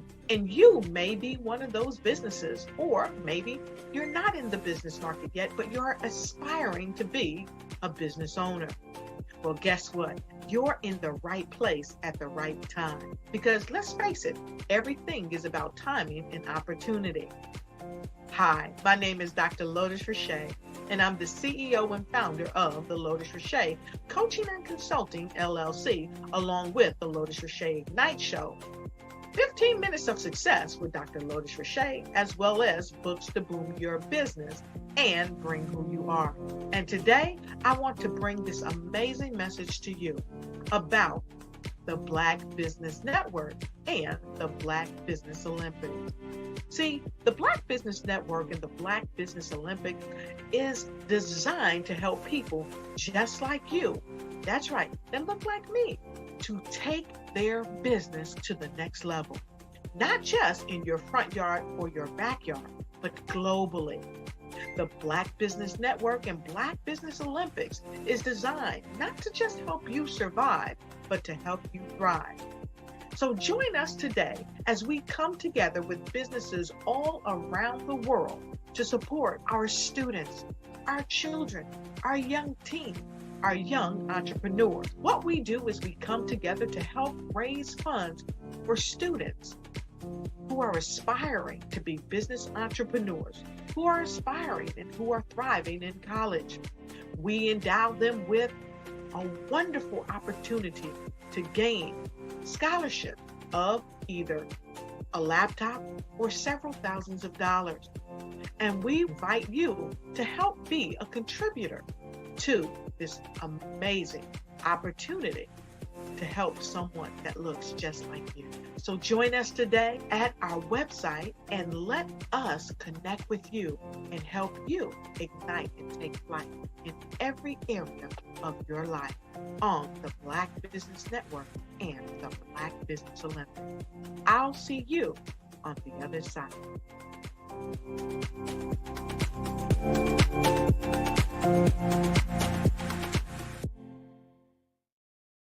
Sometimes you got to hear the news from the Black perspective, and more specifically, Black publishers. And that's exactly why you have to download the HeyTie app, the largest mobile app delivering breaking news, videos, and podcasts from 200 of your favorite Black publishers. Yes, 200 Black publishers delivering news as it happens, literally all in one app. Go to HAYTI.com or download the app in the Google Play Store or Apple App Store. It's completely free, along with information that you can trust, so go check them out. Absolutely. So our coaching program help people that have the lack of time, that lack strategies, and lack the confidence to go after their dream life. So we help them implement tools. We help them implement, I love the inherited lack of finances or the education behind finances. But it wasn't until I lost my firstborn, my only son, that life changed for me. And where I was going after it all, living the corporate life, hit my 6-figure income, and living in my dream house with my dream man, driving my dream car. Wow. I nearly lost it all when I lost my son. And so I realized it only takes one financial catastrophe that can change your entire life. That's what made me start All New Beginnings. Because no matter what's going on in life, there's a new beginning. And because of that, we develop a program called Wise Minded.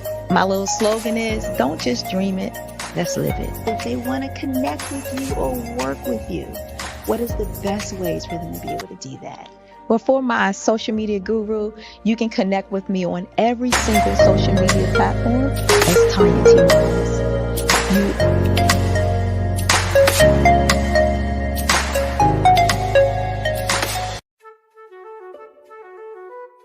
This is Dr. Arnold T. Petsworth. He's the owner of Petsworth Vet World, a veterinary clinic in Hopton, Connecticut. His patients include dog, cat, frog, fish, Goldie, dog, and this alpaca. Due to doctor-patient confidentiality, we can't tell you their names. Business at Vet World was steady, and then quarantine hit. Neighbors brought new four-legged friends into their homes. Bunnies. Bunnies everywhere. Dr. Petsworth welcomed these new patients with open arms. The only problem? There were more appointments than he could manage. That's when Dr. Petsworth turned to his American Express business card, which offers spending potential that's built for his changing business needs. He decided to hire a new assistant, Julio, and with spending power built for business purchases, he used his card to furnish a new exam room. Together, Dr. Petsworth, Julio, and American Express Business made sure all the pets of Hopton got the love and care they deserve. And everyone was happy. Get the card built for business by American Express. Over the past few years, we've seen the growth of existing and new initiatives focused on financial inclusion, building global networks, and reducing the wealth gap in response to the idea there's not enough seats at the table. Whether their outcomes are to increase the representation of Black executives on corporate boards, ensure an inclusive global economy, or to create new U.S. African commercial pathways, the strategies are often carried out by separate programs. The question is, should they be? With the continent of Africa being home to more than half of the world's fastest growing economies, the youngest workforce, over 400 companies generating more than $1 billion annually, 700 generating more than $500 million annually that are poised for growth, and being the destination of nearly $5 billion in venture capital in 2021. Diversifying U.S. and Africa commercial engagement by building bridges between African businesses and their U.S. diaspora should begin being seen as mutually beneficial. From helping to reduce Africa's enormous capital gap to catalyzing two-way trade opportunities, the COVID-19 global pandemic hopefully has taught us that global challenges and opportunities are more interconnected than we thought. During the pandemic, African companies like Unicorn Flutterwave, insurance provider Reliance Health, ride-hailing app Yasir, and 54Gene, the continent's first bank of DNA on people of African descent, proved that when African companies have access to networks, capital, and information, they grow big, grow fast, and create solutions that are valuable to the world. This is why Be Direct was created. We are the first U.S.-based but African-centric board preparedness and board search company designed to connect U.S. Black talent and corporations to African businesses. Unique and fundamental to Be Direct's success is our process of helping board candidates adapt their experience and networks to an African context before they're connected to high-growth companies that are looking to locally and globally scale. From our focus groups with African business execs and government leaders, we don't ignore the sentiment that business is easy, but people are hard.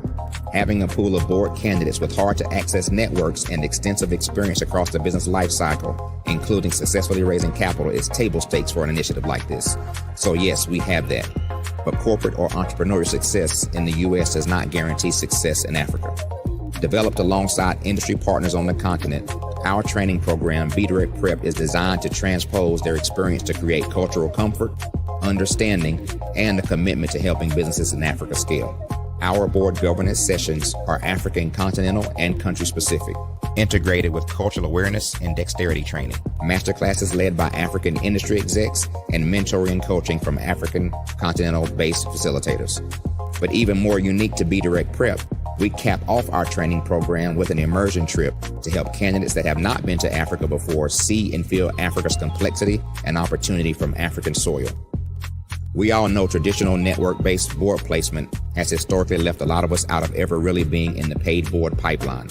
Our strategy supports the work of many great organizations that are successfully filling seats at U.S. board tables by creating more tables for those that are still left on the sideline. It's time to start seeing the role and value of U.S. Black talent and businesses on the continent of Africa differently. Old perceptions and habits limit economic inclusion. Let's transition Black talent and the African businesses they will support from the periphery of the global economy to its core. Living in a global lockdown, we all know now how fast local and global economies can change and see the value of having businesses that hire, strengthen local value chains, and even grow globally. Status quo in any form holds back progress. We must democratize U.S.-Africa commercial engagement by socially and economically connecting cultures that have long been disconnected. It's time for Africa's U.S. diaspora to redefine their global value by helping African businesses scale continentally and globally.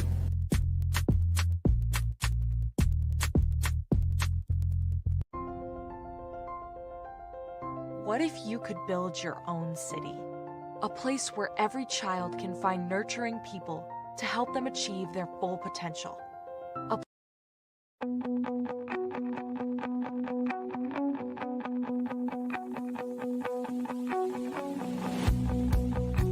I am Black Business. From the moment I wake until the time I sleep. Yes, I am Black Business. I am Black Business. Tell me, are you Black Business? I am Black Business. Do you support Black businesses? Listen, I support Black business because I am Black Business. Black Business Expo, one of the largest business showcases in the history of Black business in the world. The world! Sign up today at www.blackbusinessexpousa.com or call 919-308-9090. I am Black Business.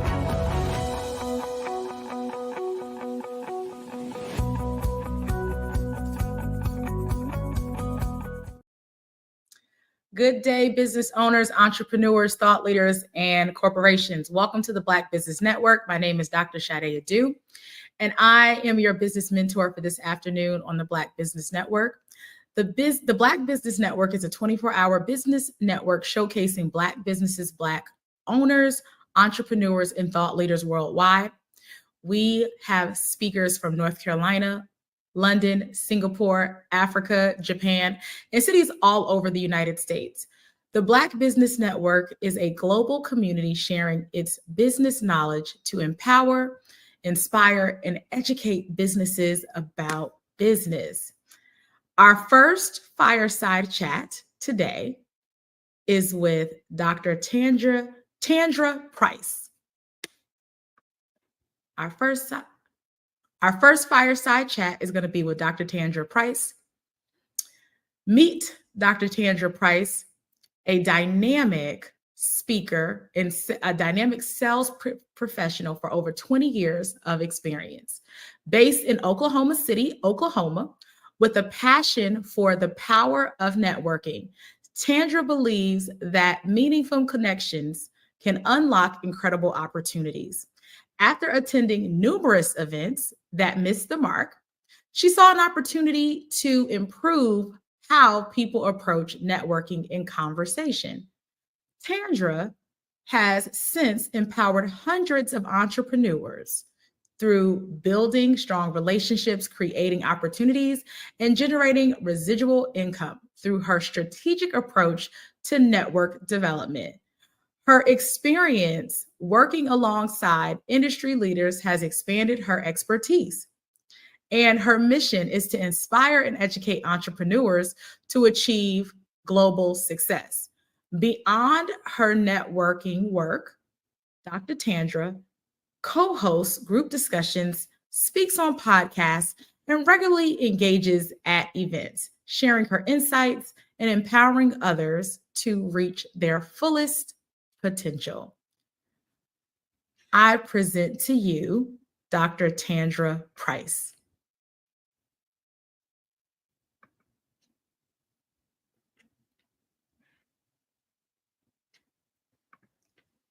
Hello, hello. Thank you so much for that amazing introduction. Thank you so much for being on the Black Business Network this afternoon. We are so excited to have you today. Let's dig right in. I loved reading your bio and learning a little bit more about you. So what inspired your career? You know what? I have been in the network marketing industry for over 20 plus years. And you know what? I started way back when I was working for a financial company. I had no clue of what networking was. So let's take that back 20 some years plus. I started with the financial company, and one of the things they gave me was a yellow phone book. I know a lot of y'all probably remember that, a yellow phone book. And they said, here, I need for you to generate some leads. I need for you to generate some business, because I was working on a commission-based company at that time. And like I said, had no clue. Opened up the phone book, went down the A's and the B's, and started talking to people about the products of this particular company. And I got no. And right now, that's one of the biggest things that a lot of people fear is the word no. But what I realized over my journey, that no means not right now. No means not enough information to make a decision. So as I kind of just went on to my journey, I just kind of started practicing different techniques, learning from different amazing people that I've been able to work up under, and just started developing these skills of what really worked for me and my clients and my target audience. But yeah, I started way back when, and that's kind of how it kind of evolved to today, and what we're doing today, making some amazing strides in what we're doing, empowering networking in our communities and helping people to level up in their business. I love it. So you emphasize the power of networking. Can you explain how you define effective networking and what strategies have worked the best for you?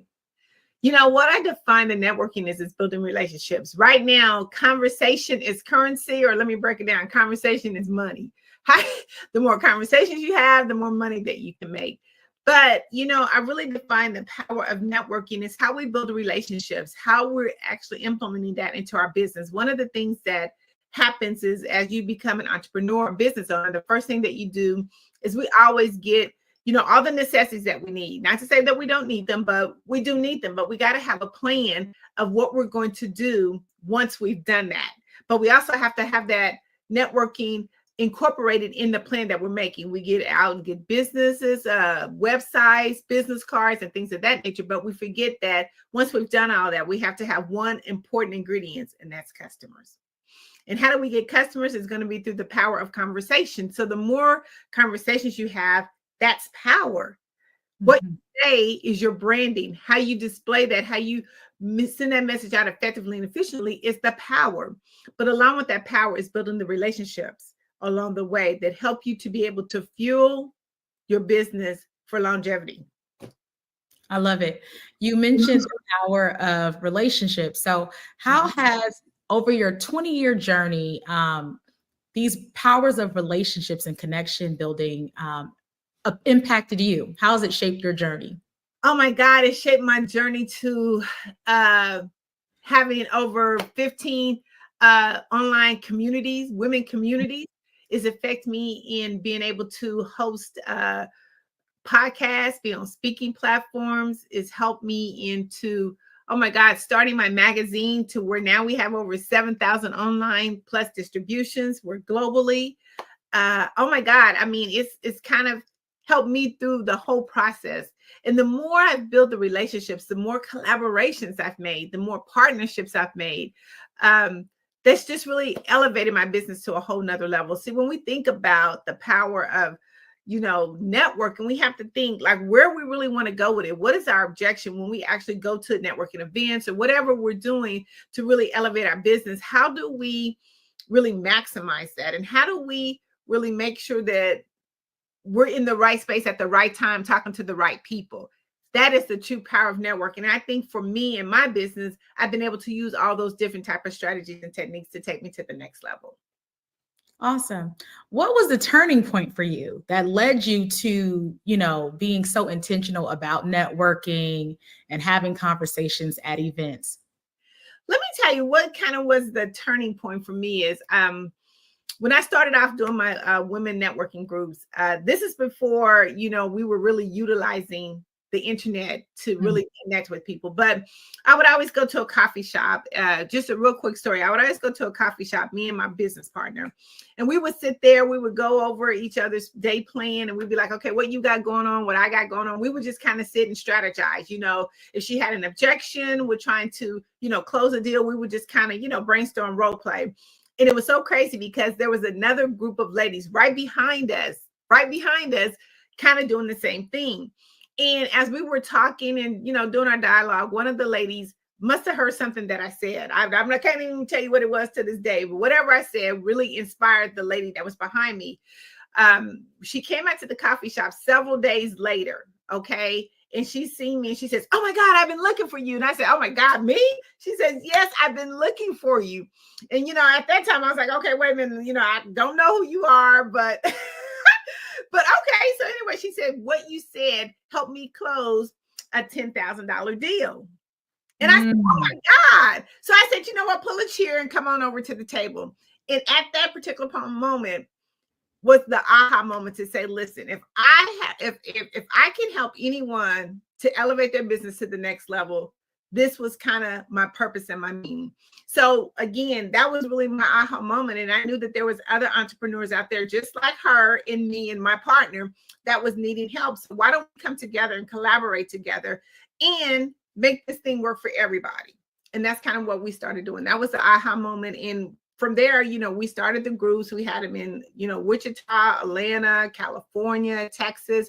And these were online groups, especially during the COVID time when people really needed the support because they weren't able to get out. So now we had to transform, networking in person to now doing networking online, which some people, it was uncomfortable for them because they were used to that face-to-face interaction. I love it. As an entrepreneur, networking is so important. So what are some key elements of successful networking? Some key elements of successful networking is making sure that you listen. A lot of times when we go into networking or having a conversation, we already have our own agenda. I don't know about you, but sometimes when people talk to you, they already know what they want to say and they're waiting for you to hurry up so they can get their stuff out, right?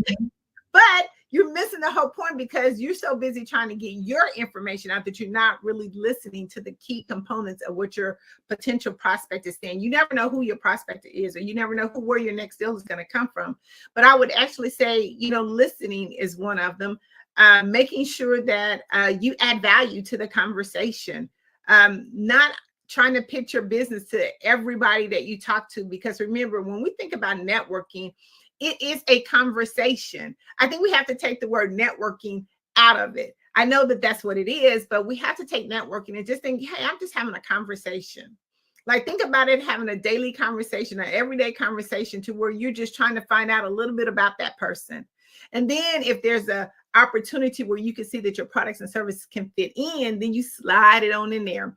But don't start out with the opportunity to be like, I'm in the insurance business, or I'm a financial planner, because there's so many of them. But what makes you different? I mean, that's one of the key components. What makes you different? How can you really solve the person's problem? But you're not going to know what the problem is until you're listening, okay, to figure out what it is that they need. And now you can have a different approach. Maybe your products and services is not what they need, but you have somebody who can help them. And that's even more powerful, because once you can give a person a referral, oh my God, you listen, game on. Okay, because now they become your walking billboard. And a lot of people don't look at it like that. But when you can always help someone else solve their problem, they become your advertising board. They're going to go and tell people about you when you're not even in the room. Your phone's going to be ringing and you're going to be getting referrals because of the fact that you took the time to listen and be able to solve their problems. Listen and solve people's problems. Be an active listener and not just waiting to respond. So I love these responses. Now I want to talk about how networking leads to the net worthing. So how do we generate real opportunities and real residual income as entrepreneurs from networking? You know what? Again, we have to look at where we are. They say your network is your net worth, right? So we have to look at who we all have. I just got through kind of talking about your walking billboards. I mean, we have to think about how we can really leverage our network. to make it our net worth, right? We have to really look at who we have in our network, and figure out what we can do to help them to elevate their business. And that's really how you get the residual income. Because remember, every time you help a successful client hit their goals, reach their goals, meet whatever their objections are, they're going to be the ones who's really fueling your business.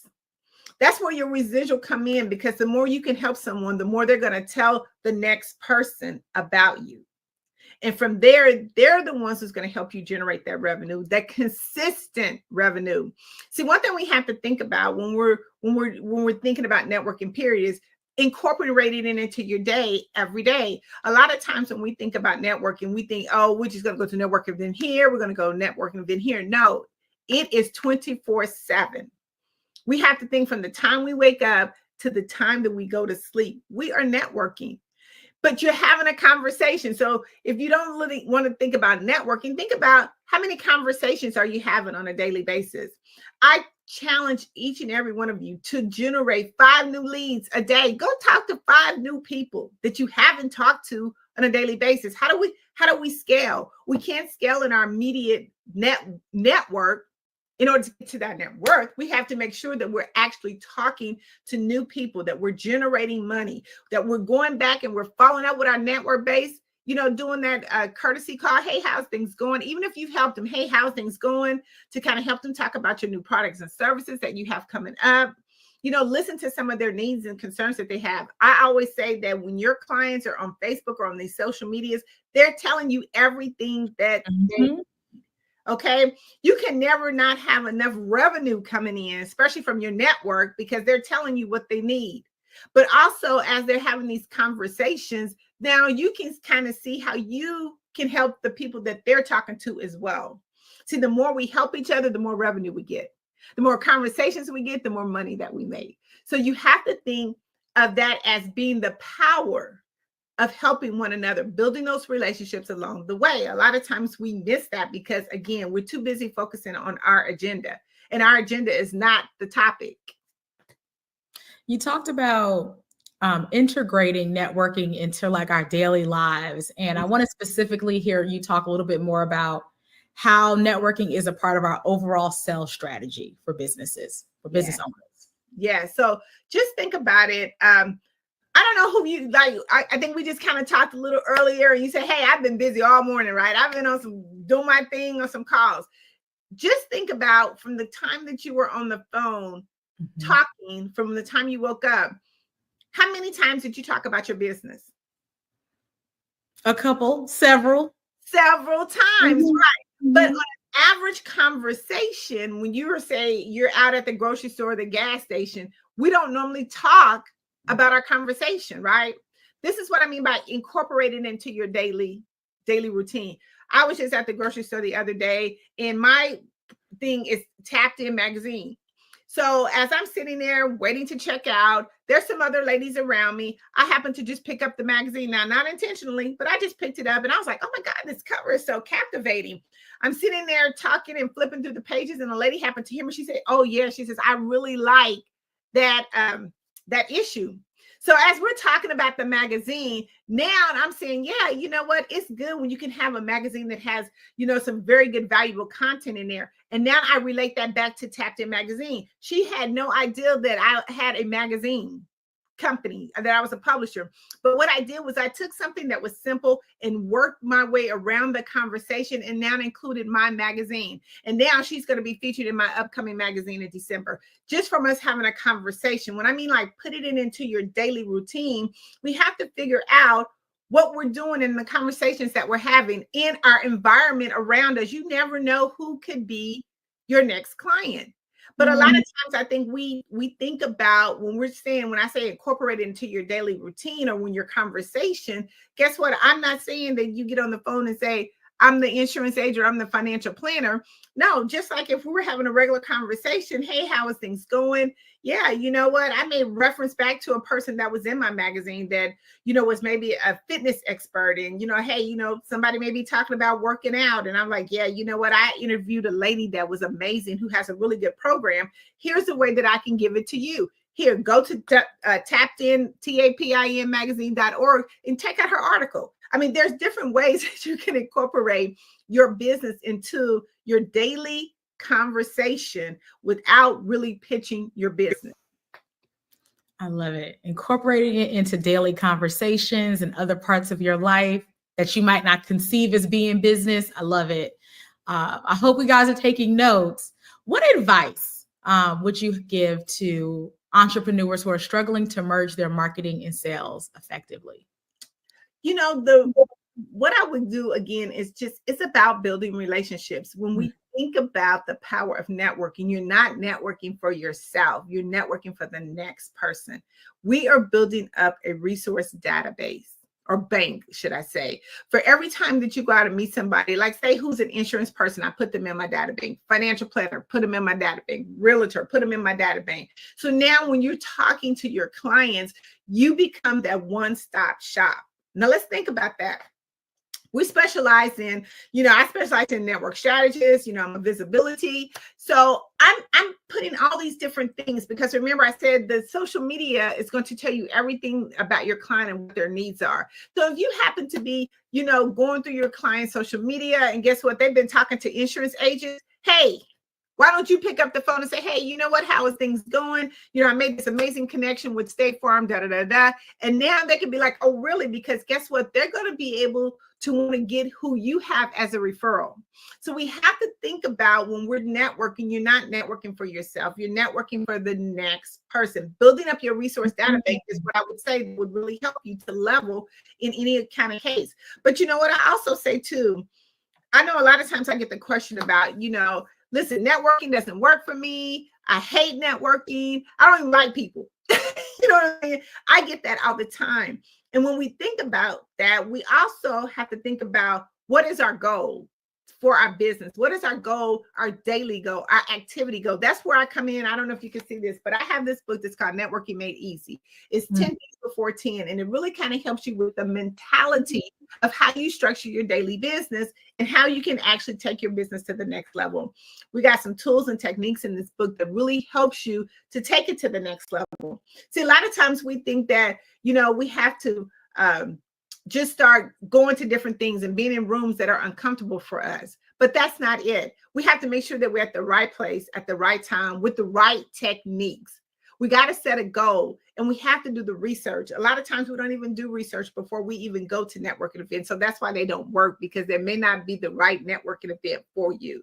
And we have to practice networking skills. And the main networking skill is listening. You have to listen to what it is that the prospect is saying. And thirdly, we want to make sure that, again, we're also connecting with 5 people, new people on a daily basis. Listen, we go to the store, we go to the gas stations, we're out and about, we're going to the mall. There's some place that you're going on a daily basis that you can meet 5 people. And let me tell you, if you don't meet 5 people and you're going to getting on some of these conferences and some of these virtual things, join their Facebook group and you can meet 5 people. There's no way that you are not meeting 5 people on a daily basis. And here's the cool thing about it is we're part of a lot of Facebook groups anyway. Again, if you're not going out and you're not out about, go visit some of those Facebook groups. You should be visiting them anyway. You should be active in the groups that you're a part of anyway. And look at the first 5 people that made a comment. And then now you go and you make a comment and meet 5 new people. I know that was bad, but I just want to say we caught it. Meet 5 people. You got homework. Meet your 5 people. What are some new projects or initiatives that you are excited about as you continue to empower others through sales and networking? Oh my God, I'm excited about some good juice that we got coming up with Tapped In Magazine. I want to say that's TAPIN magazine.org. We just did a major collaboration with Miss Corporate America. And actually, we're looking at all 50 states. And this is an opportunity to really shine on women that are in the corporate space, entrepreneurs, women that are doing some amazing things. You know what we always said? We're making our own seat at the table. And this is a great way. So we actually collaborated with it, Tapped In Magazine. So we're going to be doing some amazing things coming 2025. But we're looking for people who are looking to be presidents and host their own Miss Corporate America. We also got the Super Bowl that's coming up that we're super excited about that. We have a talk show that's called Touchdown Talks, where we're actually interviewing some of athletes talking about their perspective on what it is that they've been doing in the field and how they can help other people that are trying to enter into the football season. We're going to be a part of collaborating with Sheen Magazine, which we're really super excited about that this weekend, where they're going to be a part of their 10th annual anniversary. So it's an opportunity there. We're really trying to collaborate with other companies and organizations to really get, their message out, to make sure that, they're seen, heard, and noticed. Or lastly, but not so, we work with the Leadership Experience Tour, where we help get some of those people and entrepreneurs on the stage. Now, it's a whole new different ballgame when you get to the stage to really be able to speak. A lot of times people kind of miss the mark in networking because they're not speaking on stages. Like the Black Business Network, we need to be speaking here on the Black Business Network. And most importantly, Tapped In Magazine is a part in collaborating with the Black Business Network to get some of you amazing entrepreneurs inside of our magazine as well. I love it. How can our audience stay connected to you? Go to Tap In, that's TAPIN magazine.org. You can go there, figure out how to get on, stay connected with a lot of things that we have coming up, to be a part of the magazine, to actually pick up your book, 10 Things Before 10, and to see what we got coming up next. But yes, you can connect with us. You can set an appointment with us, and we would love to talk with you in more detail about what we got coming up and how we can help you to elevate your business to the next level. This is awesome. Thank you so much to Dr. Tandra Price for being here with us. We are just excited to have you and learn so much more about the power of networking. Okay. Yes. Thank you so much. Thank you. Awesome. The Black Business Expo's mission is to raise funds for high school seniors going to college or K-12 entrepreneurs. The expo is a fundraiser for students. You may go to www.blackbusinessexpousa.com to donate to the scholarship fund, or use Cash App that's on the screen below and say $BBX USA. Our goal is to give laptops and up to $5,000 to 10 students. Students can register at www.blackbusinessexpousa.com. Every dollar counts. So we want to remind you to donate to the scholarship fund. We want to thank our Black Business Expo USA sponsors for September 2024. NC 100, Suede Soul, Carolina, Virginia Minority Supplier Development Council, Step Management, Marge McLean Foundation, Genius is Common, RTV, Executive Women's Success Institute, The Quality Coaching Company, Superwoman Business Services, Creative Force Studios, Lee Entertainment, Black Business Olympics, Artistic App Design, Black Business Expo USA. Genius is Common, and I'll see you on the other side.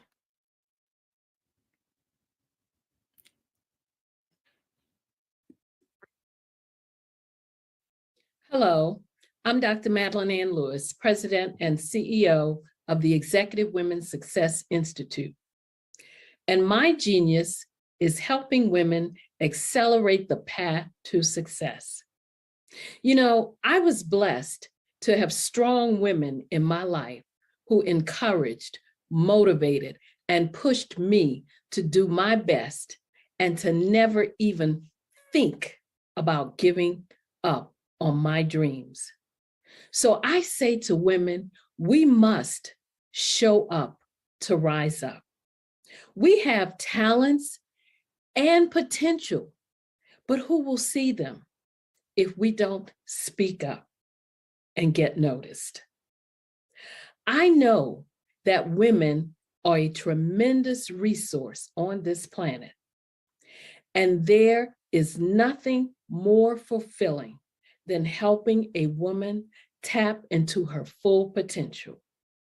I do this because I want to be a part of helping as many women as I can to show up, to rise up. I do this because genius is common.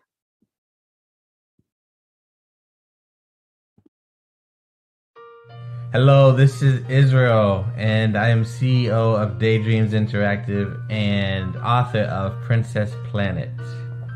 So, genius is common, and as a kid, I loved to daydream. Even as an adult, I love to daydream. And when my daughter became 6 and loved princess characters, but we just could not find the diversity that showed her, we created our own characters. So, for instance, you have Princess Nulu right here. Princess Nulu is from Uganda, and her genius is that she loves to take care of animals. She can actually even listen and hear what they say. And then we have Princess Isabella right here. Princess Isabella, she's from Cuba, and her genius is biochemistry. One day she hopes to eliminate disease. Then we have Princess Nia right here, and Princess Nia is based off of my daughter, and she wants to be the greatest dancer alive. So that's her genius. So what's your genius? My genius is my imagination. Genius is common.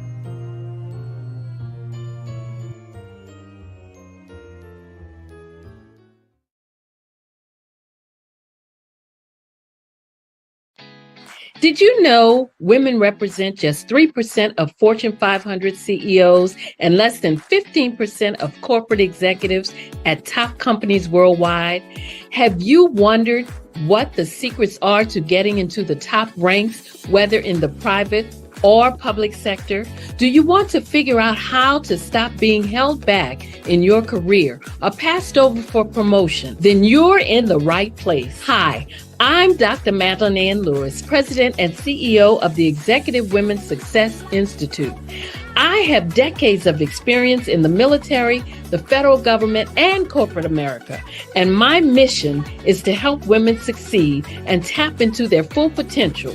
I want to reach 1 million plus women around the world to become the leaders they are meant to be. So if you want to move into a management or executive level position, or maybe you are a female veteran transitioning out of the military into business entrepreneurship, then reach out to the Executive Women's Success Institute at 301-693-3284.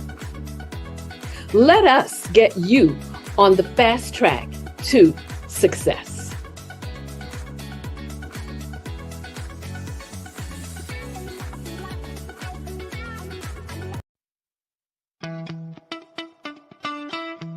How many times have you been asked to help someone you didn't even know, a student, a business entrepreneur? Or did you ever even ask, where did they end up? That business, that friend, that entrepreneur. Well, just maybe they ended up in a gang, bankrupt, homeless, or worse, dead. Maybe they turned to crime, drugs, and alcohol. Did you ever wonder? Did you destroy their dream, or was your life always so easy? At the Black Business Olympics, we started a movement to help students complete. Give them hope and foster success. Help them to leave their dreams of providing laptops, computers, and up to $5,000 in scholarship funds. Today, we ask you to help a student, a business owner, or an entrepreneur to realize their dream by sponsoring them, supporting them, and buying from them. Consider this. With $1.6 trillion in our Black community, we only ask for a small donation for our students, our businesses, and our entrepreneurs. And you can change a life today. So I ask you, what are you going to do? Sit on the sideline and watch our students in high school be leaders, miss out on their dreams from lack of resources? Or are you going to donate to the movement and change their future and yours as well? Give us a call today at 919-308-9090. Change their life by investing with action to the Black Business Olympic Fund. The Black Business Olympics, one of the largest business showcases of Black business in the history of the world.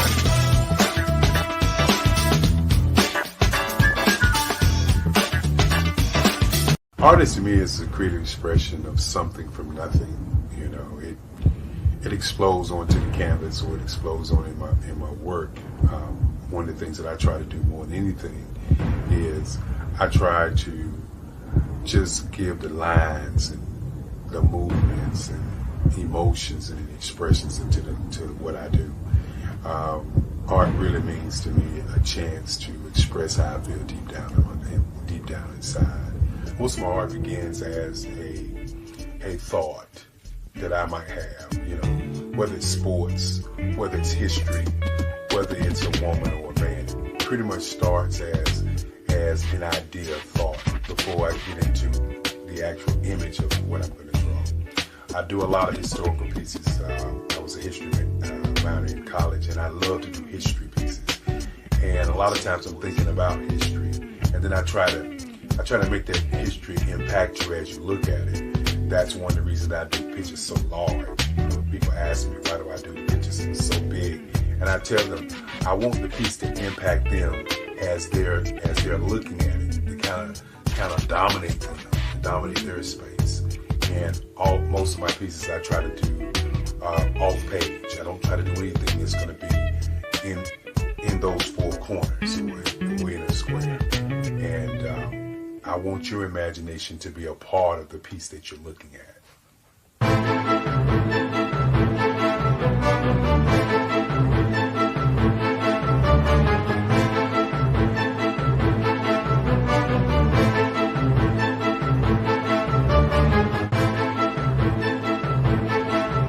The way I feel when I'm drawing, when I'm creating something, is I feel free.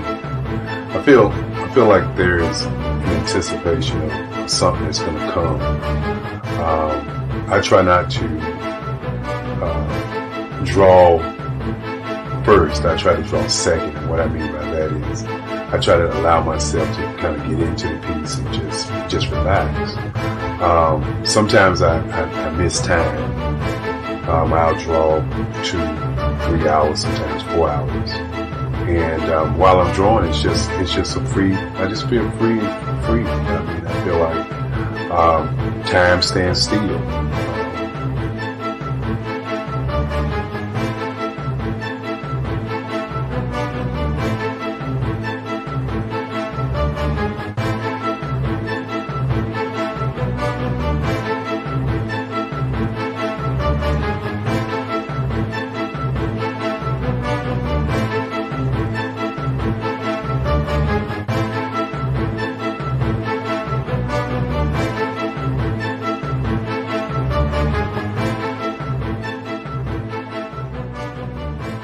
That's what it's all about in terms of the lines and the colors in my work, is to get an expression, to go deeper and past just what you see on the surface, but to go in and try to find an expression that everybody gets a different taste of what that expression is, whether it's anger or whether it's being happy or whether it's being, kind of calm or nonchalant. That expression that people take away from the piece is the most important part of what I do as an artist. Bold is the size of my pieces, where I try to do the piece larger than life, to kind of push forward toward you. That's what the boldness is all about. It's not so much about the lines, it's about the size.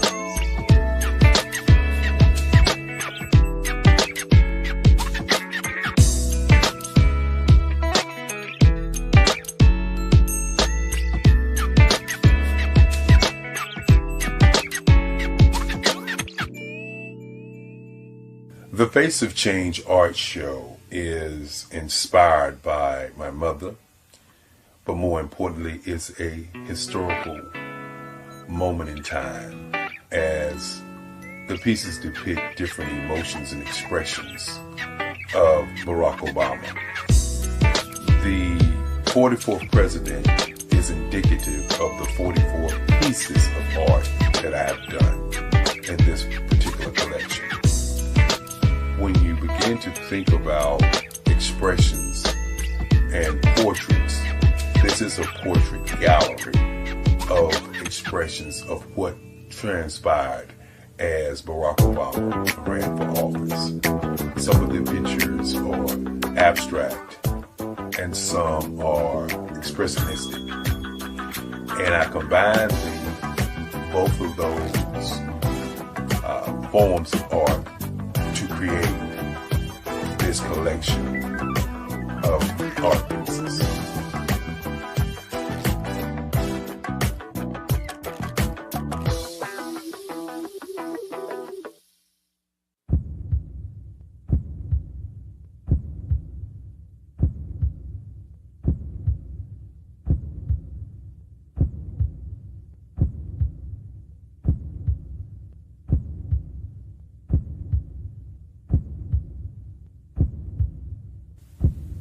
Overcomer,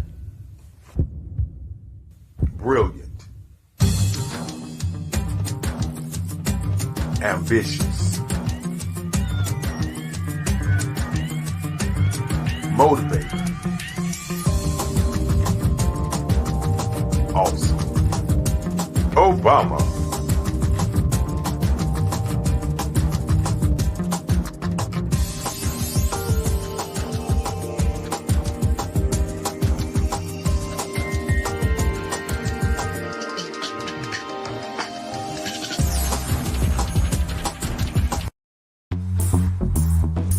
Attention all entrepreneurs and companies. Are you looking for reliable and efficient virtual assistants and back office support to help you manage your business tasks? Look no further than Superwoman Business Services. Our team of virtual assistants provides a full range of administrative support services, including operations management, social media marketing, and much more. We also offer website design services to help you create a professional online presence that reflects your unique brand. In addition to administrative support and website design, we offer business development and structuring services to help you grow your business and achieve your goals. We'll work closely with you to identify areas of improvement and develop a customized plan to help you reach your full potential. At Superwoman Business Services, we understand that running a business can be overwhelming and time-consuming. That's why we're here to help you fly high and achieve success. Our virtual assistants are highly skilled, experienced, and dedicated to providing you with the support you need to thrive. Come fly with us and take your business to new heights. Let us help you become the superhero entrepreneur you are meant to be.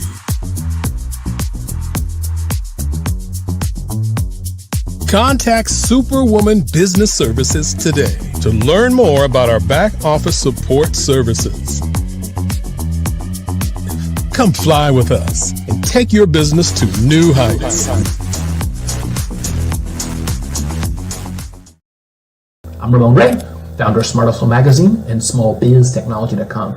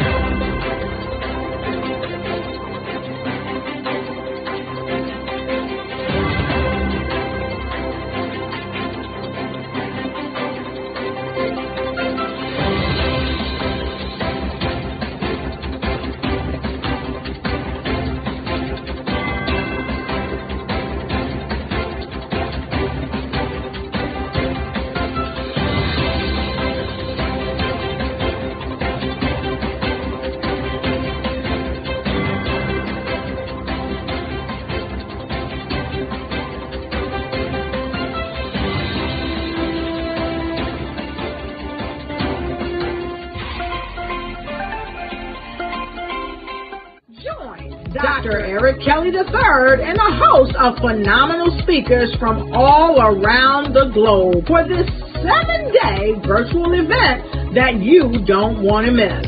The mission of the Black Business Expo is to raise scholarship money from kids all the way from high school, all the way from college. The Black Business Olympics is one of the largest Black business showcases in the world. It is an opportunity for businesses and companies to showcase their businesses globally. We are going to be giving away laptops up to $5,000 away to students. Again, I'm Olivia Appleberry, the founder of 2 Cents Finance and one of the speakers for the expo. I am so excited to see you there. For more info, go to www.blackbusinessexpousa.com or call 919-308-9090 and hope to see you there. I am Black Business. From the moment I wake until the time I sleep. Yes, I am Black Business. I am Black Business. Tell me, are you Black Business? I am Black Business. Do you support Black businesses? Listen, I support Black business because I am Black Business. Black Business Expo, one of the largest business showcases in the history of Black business in the world. The world! Sign up today at www.blackbusinessexpousa.com or call 919-308-9090. I am Black Business. I am Black Business. From the moment I wake until the time I sleep, I am Black Business. I am Black Business. Are you Black Business? I am Black Business. Do you support Black businesses? I support Black business because I am Black Business. Black Business Expo, one of the largest business showcases in the history of Black America in North Carolina. Join Dr. Eric Kelly III and a host of phenomenal speakers from all around the globe for this 7-day virtual event that you don't want to miss. The mission of the Black Business Expo is to raise scholarship money from kids all the way from high school, all the way from college. The Black Business Olympics is one of the largest Black business showcases in the world. It is an opportunity for businesses and companies to showcase their businesses globally. We are going to be giving away laptops up to $5,000 away to students. Again, I'm Olivia Appleberry, the founder of 2 Cents Finance and one of the speakers for the expo. I am so excited to see you there. For more info, go to www.blackbusinessexpousa.com or call 919-308-9090 and hope to see you there. I am Black Business. From the moment I wake until the time I sleep.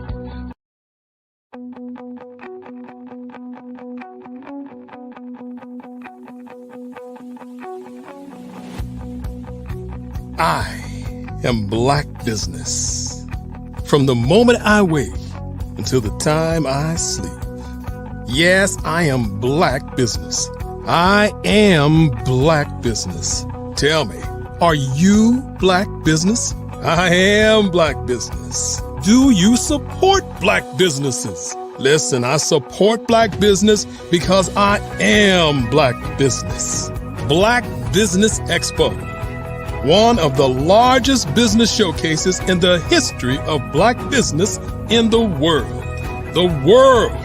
Sign up today at www.blackbusinessexpousa.com or call 919-308-9090. I am Black Business.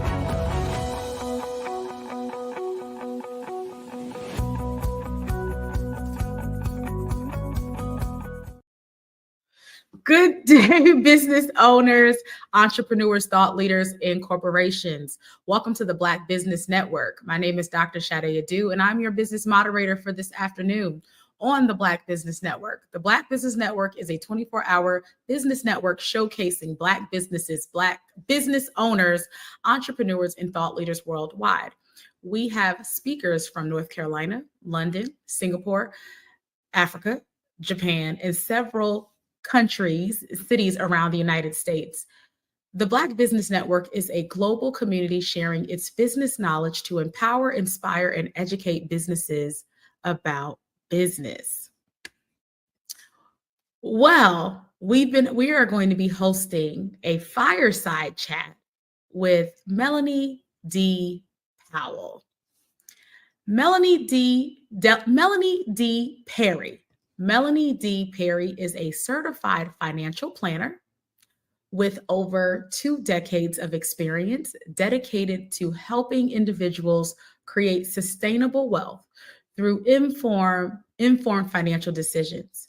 She founded Zillionaire Enterprises to promote financial literacy, particularly among women and children, making complex concepts easy to understand.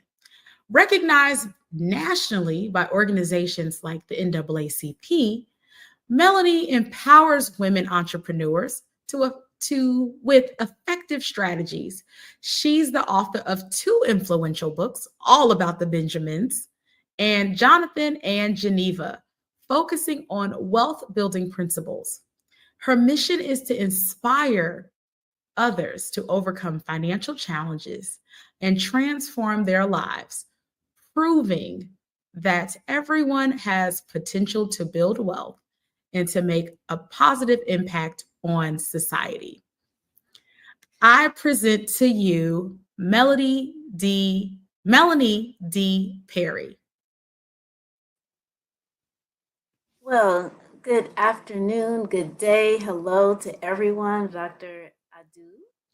It's a pleasure to meet you, and I'm glad to be here. Welcome, Melanie. How are you doing today? Thank you so much for joining us on the Black Business Network. Indeed, I'm glad to be here. I understand we're going to have a delightful conversation, and I'm looking forward to it. Let's dig right in. So this is a touchy topic, and I'm excited that we get a chance to have that conversation. Can you share your journey a little bit when it comes to financial planning and what inspired you to become a certified financial planner? Well, I started a good 25 years ago, and 25 years ago, interestingly enough, I was a speck of pepper in a sea of salt. So there wasn't a lot of us in the financial services industry. We are in growing numbers. Women are expanding in the industry, which is necessary to have that masculine-feminine balance as it relates to our money and wealth. But I got into the financial services industry right out of college because with my degree in quantitative economics, I was interested, in being able to not only improve my understanding of money and wealth, but to be able to empower and educate those that look like me because it's needed. We have gotten to a place in society where we have our, our liberties, our civil rights. Now it's about economic freedom. It's about economic liberation. It's about understanding how this money game works and be able to use it with a spiritual or through a spiritual lens so that we maintain a sense of grounding and a sense of integrity when it comes to translating our inner wealth into its monetary equivalent so that we can continue to do good things in this world, but on a more massive and expansive, level. That's why I got into the financial services industry. I didn't have quite that big of a why at 22 years old. It has expanded. But I got my certified financial planning designation mainly because I looked so young and I felt at the time, this was now 15 years ago, that I needed more credentials, so to speak. Sometimes as women, feel like we just need more education. We need more certifications to validate our knowledge and experience. So truthfully, transparently, that's why I got the CFP initially. And going through the process of attaining the CFP was incredible. It's one of the most difficult, arduous certifications to attain in the financial planning industry. When I started, it was a 2-day, 10-hour exam. Where you had to know multiple disciplines of finance, from insurance, investments, estate planning, basic fundamental, finances, budgeting, saving, debt, retirement planning, and taxes. You had to intricately detail, in great detail, understand all those different specialties through a multiple choice examination. And if you understand financial planning, it's subjective, because what's beneficial for one person, that strategy may not work for the next person. So you have to use your intelligence and your understanding of that client to really outline a solid plan. But you can't do that on a test. The test examiners are like, the answer is B. If you don't answer B, because it could be C too, given certain circumstances, you get it wrong. So I mean, that was a booger of an exam, to say the least. But it's a credential that is becoming more and more recognizable and distinguished in the industry. So it worked out. It worked out.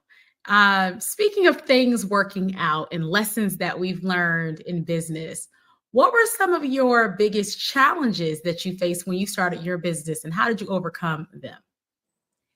Well, I alluded to it earlier. So I am almost 50 years old. And a lot of people looking at me wouldn't guess that, even people of color wouldn't guess that I'm almost half a century years old. I would say my biggest hurdle has been this suit that God has put in, that looks so youthful, and me having to kind of fight through that, because this is the billboard, so to speak.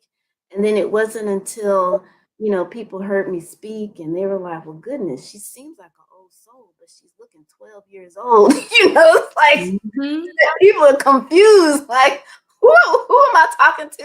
What is this woman?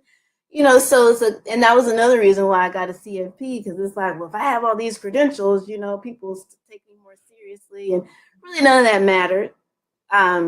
It's how I had to convey, my expertise, my knowledge. I have to always come, on a top-notch professional level. So instead of me going to networking events, I would position myself so that I was on platforms. I was on panel discussions. I did speaking engagements. I would position myself to in a more authoritative, space, versus being, quote, on the same level, like in a networking, environment.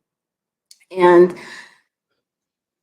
that helped, but it really wasn't until people got to see my knowledge and expertise, and then they were able to get past, oh yeah, she's not 12. She knows what she's talking about.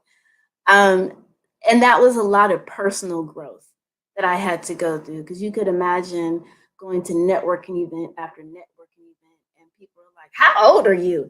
Now, it was never, in the beginning, it wasn't a sense of positive curiosity. It was hurled out of their mouth. How old are you? Like, I don't have a place to be here to share, my knowledge. That takes a toll after a while when you go to 2 and 3 networking events at a time. So there was a lot of personal growth. And when you're in business, I would say that's I would say in business and in a leadership position, if you're an executive or a manager at a job. Those are positions where you go through a lot of personal development very fast.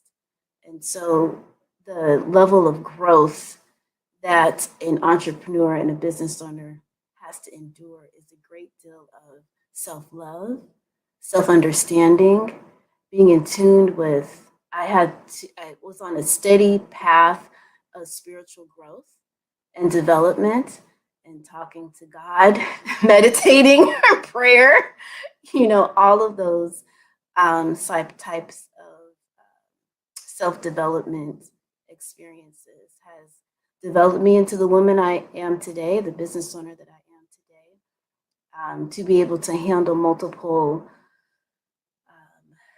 personalities and working with my clientele, being able to guide leaders to become greater leaders through their financial management. Yeah.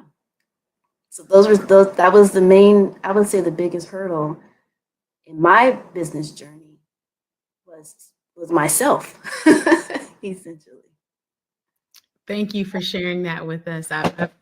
I've had a similar experience as starting a business in my 20s. And, some of it is we think that people see it. Well, people did say, how old are you? I remember that being a young teacher and people mistaking me as a student. So I understand that experience, especially in the industry that you were in. And we are appreciative that you overcame it and leverage it too, Black doesn't crack, That's right. It's a gift. How do you describe your business philosophy and how does it influence your approach to financial planning? Well, first things first is putting God first. And what I have learned is that the more we begin to understand ourselves, the more we begin to understand God. And my business principle and philosophies, center around a spiritual notion, because a lot of times people want to separate money, finance, business with something outside, something over there, worldly. But it's really a spiritual journey to understand the wealth we were born with. Every single last human on this planet was born with a unique talent, a unique skill, a unique gift that is beneficial to enhance other people's lives when it's shared. Now, you can convert that into its monetarily equivalent through your business, and being able to grow your business to a level where you have an abundance amount of revenue coming through so that you can create a nonprofit organization to be able to enhance and impact people in a much more substantial level. That's like the ultimate destination, the ultimate path to financial freedom and financial liberation, and be able to experience elements of financial freedom along the way. But to really help people understand that spirituality, the path, the journey of spirituality and the journey to financial freedom doesn't have to be, exclusive.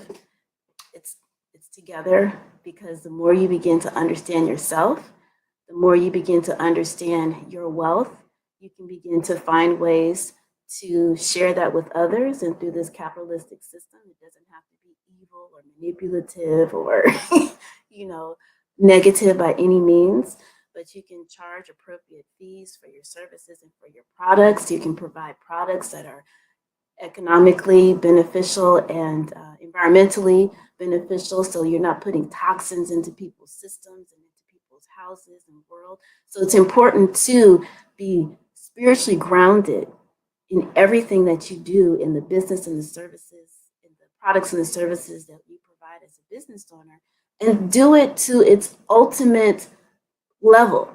Do it to the point where you have a great deal of abundance of revenue coming through, so that you can redirect that excess to a nonprofit organization so that you can impact more and more lives. When you look at the IRS system, it's really beneficial to business owners and investors.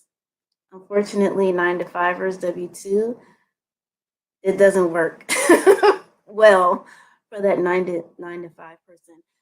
And so even with a 9-to-5 person, if you redirect some of that energy into investing, then you're able to participate on a grander level of this monetary system and still be able to impact lives. So it's really a matter of just understanding how to function in integrity with your beliefs, with your vision for your life in a way that not only benefits yourself, but can also be a benefactor to others. And I think most of the people that I work with, and Dr. Adu, I don't know if you have a similar experience, most people want to do good. Most people want to help others. Most people want to, shine a light, to someone else. I personally don't know anyone that's just walking around, I want to beat you up. I just don't like you unless something's internally eating themselves up, and so that's a whole nother situation right there. But most people want to do good in this world, and they just need some guidance on how to do it without feeling conflicted. There's a Bible verse, I forget, I think it's Timothy, where, it's mixed. It's confused. The true verse is the money is the love of money is the root of all evil, not just money is the root of all evil. And so when we understand, if you overly obsess over money, yeah, there's a problem. But when you're using money to extend the good that is within you, hey, sky's the limit. Let's go. I love it. The sky is the limit. Let's talk more about money and how we've been leveraging it over the last 3 years in a special thing called the pandemic. How has COVID-19 affected business, and what lessons have you learned during this time? How has COVID affected business? I think a lot of people recognize that,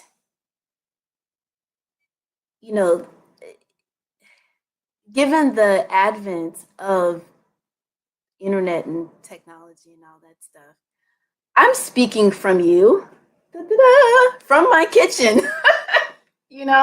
and it's not looked upon as, where's your office? How come you're not, because the value is here wherever I am.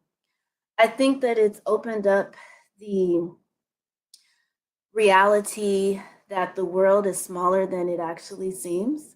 The fact that we can connect and communicate to people across the world in an instant. The fact that the Black Business Network is an international organization to connect brown people across the world, and to also highlight that although the African diaspora has spread us out all over everywhere, we're still connected to each other. We have different experiences, whether it's cultural, whether it's because of colonialism, but we still have the same links, whether it's conscious or subconscious. So I think that the pandemic has made the world smaller, help us to realize the world is smaller, and has opened up more of us to want to connect to us around the world, and not think that they can't travel to the wonderful, beautiful countries in Africa, or to explore the beautiful Caribbean experiences, just to just being able to see the world from a different perspective. And I'm speaking more so from a Black perspective, and to recognize people are people, no matter what shade this is. We all were shut down. every single last human on this planet was shut down. So I think that it has also brought a sense of like humanity, you know, together, because it was like the world was all in this, you know, at once. And it's brought to surface, you know, some things that we need to address as well. And oftentimes, you know, when challenges are faced, challenges are brought, you know, to us, it causes us to rise to the next best version of ourselves. And that's a challenge.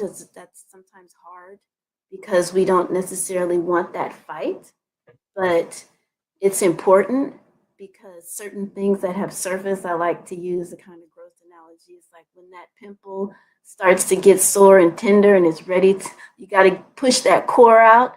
So I think the pandemic has also brought to surface that pus that we need to cleanse and pour and really get out, and to help perhaps those individuals to heal, because part of the reason why they are bringing to light their suffering is because they need healing.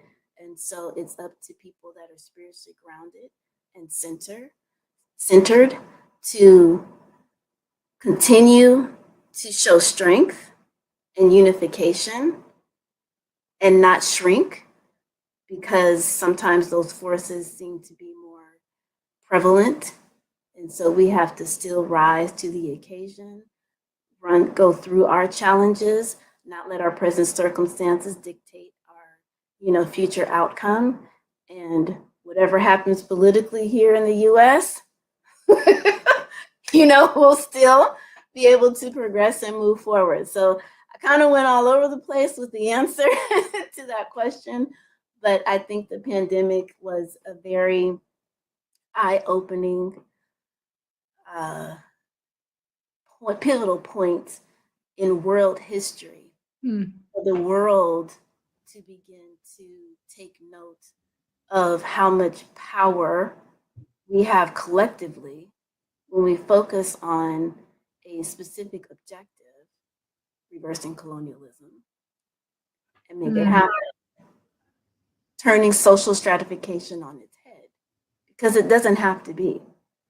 It's the present circumstances, but we don't have to continue to confine to that. So it's a lot to unpack.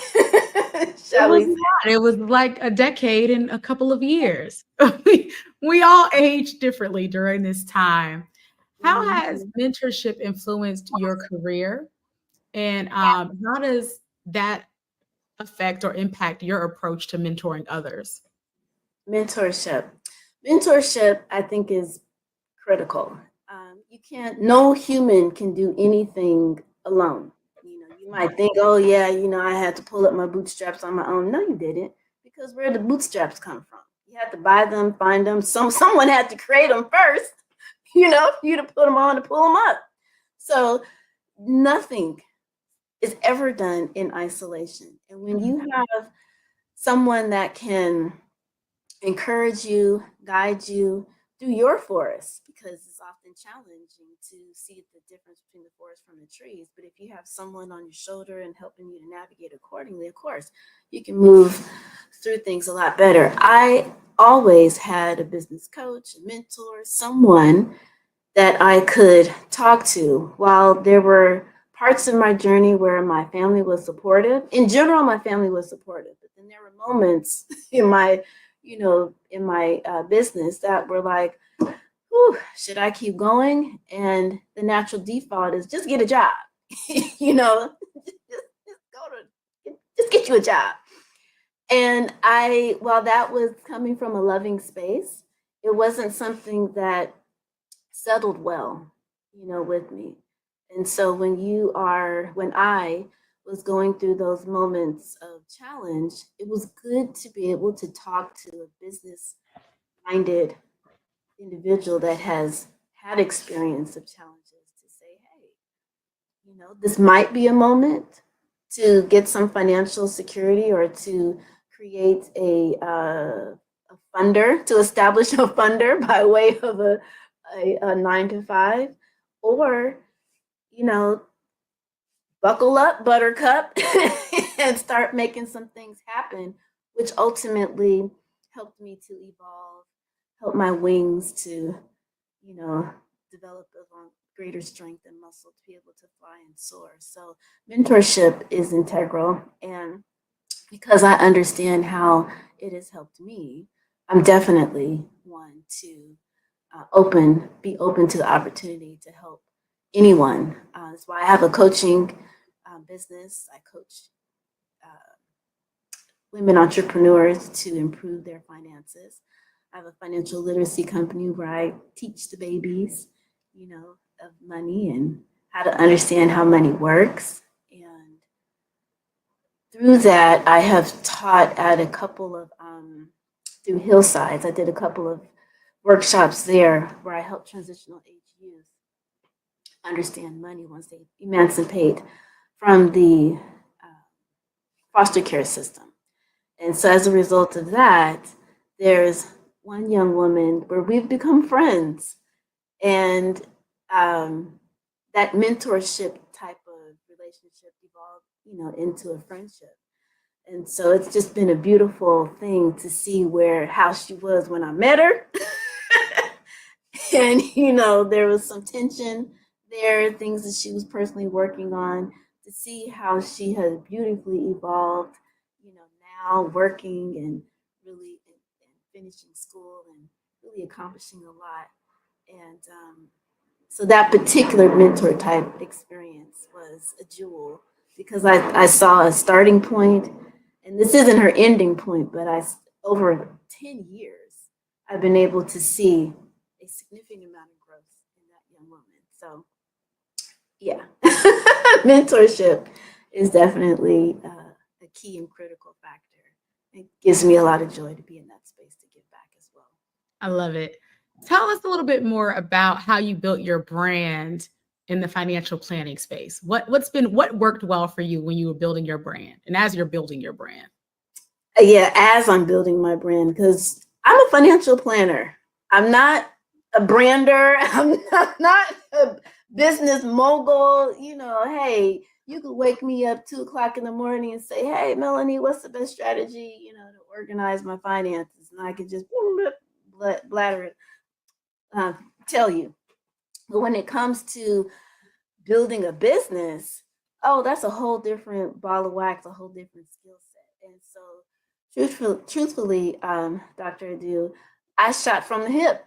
It's kind of like whatever someone told me, suggested, however, I was advised, is what I did. Let me rephrase this. When I started, I, recognized, I saw the value of the internet, but my industry was so compliant. When LinkedIn was ideal, for professionals to get on, the firm that I was working through at the time required that we put like a big fat paragraph of disclosures before the description, of us, or the description of the financial professional. Who's going to read a whole bunch of disclosures and then get to who is this? People don't care about all that, So that was just how backward the industry was during the advent of social media, right? But I wanted to be a part of it, and it was just a struggle to deal with an industry that was like, well, you have to do all this, legal beagle stuff, and navigate through it. But I was one, and it's one thing being licensed, and then it's another thing where you have a lot of financial influencers out there who are not licensed. So I had to go through the actual compliance of it. I couldn't just slap something up on the internet and, keep it pushing. So with that being said, I forgot your question. What's the question? It was about building your brand, how you building my brand. So thank you. So it was a challenge because there were so many things that I couldn't do that I could see financial influencers, and I lovingly say financial entertainers, do that I just couldn't. And so I did my best. I was able to write a book. Most licensed financial advisors have not written a book because of compliance. But my attitude was, this is the thing. This is a part of the brand. This is like a way for people to get to know, like, and trust you, is to have that, have a book, as a tool. And so it took about 6 months for me to get it through compliance. And I had my book, All About the Benjamins, helping people create sustainable wealth in the midst of financial insanity, is a book not just about, money, but it's understanding money from a spiritual and a cultural perspective. Because again, the people that I work with look like me and you. Mm-hmm. And most of us have the desire to want more. And of course, it's changed from when I originally wrote the book. But it was kind of like a spiritual warfare. Like, the idea of having a whole lot of money was just like the idea of being rich, like filthy rich, instead of recognizing that when money is in our hands, and money is in your hands, we do good things with it. So my book was to help people understand that money and spirituality are not mutually exclusive. And then our cultural connection to it is that because we have money in our hands doesn't mean that we have to pursue that wealth and beat somebody down along the journey. We don't have to do that. And money, just because you have money or you're in pursuit of it, doesn't mean that you have to go about it in a malicious, evil, maniacal way. You can pursue money with love, integrity, and justice. And so, to your question, I know I keep going off, but to your question, how did I build my brand? I struggled. That's how I built it. I struggled to try to,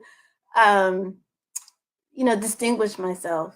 And as the social media industry matured, the financial services industry recognized, Facebook's going to be here forever. Let's get on board. So the rules and regulations are not as tight and ridiculous as it was initially. And so my presence online to have that face and that voice of a licensed financial advisor on the scene we're just few and far between because of the compliance. So branding is something that I feel is something that you continue to evolve and expand because it's your business. You're growing and expanding and evolving into the next best version of yourself. So your brand is going to do the same thing. So while I've been consistent with helping people break down and understand that the pursuit of money and the pursuit of spirituality is a similar journey, that's been my approach to helping people understand money's not bad, y'all.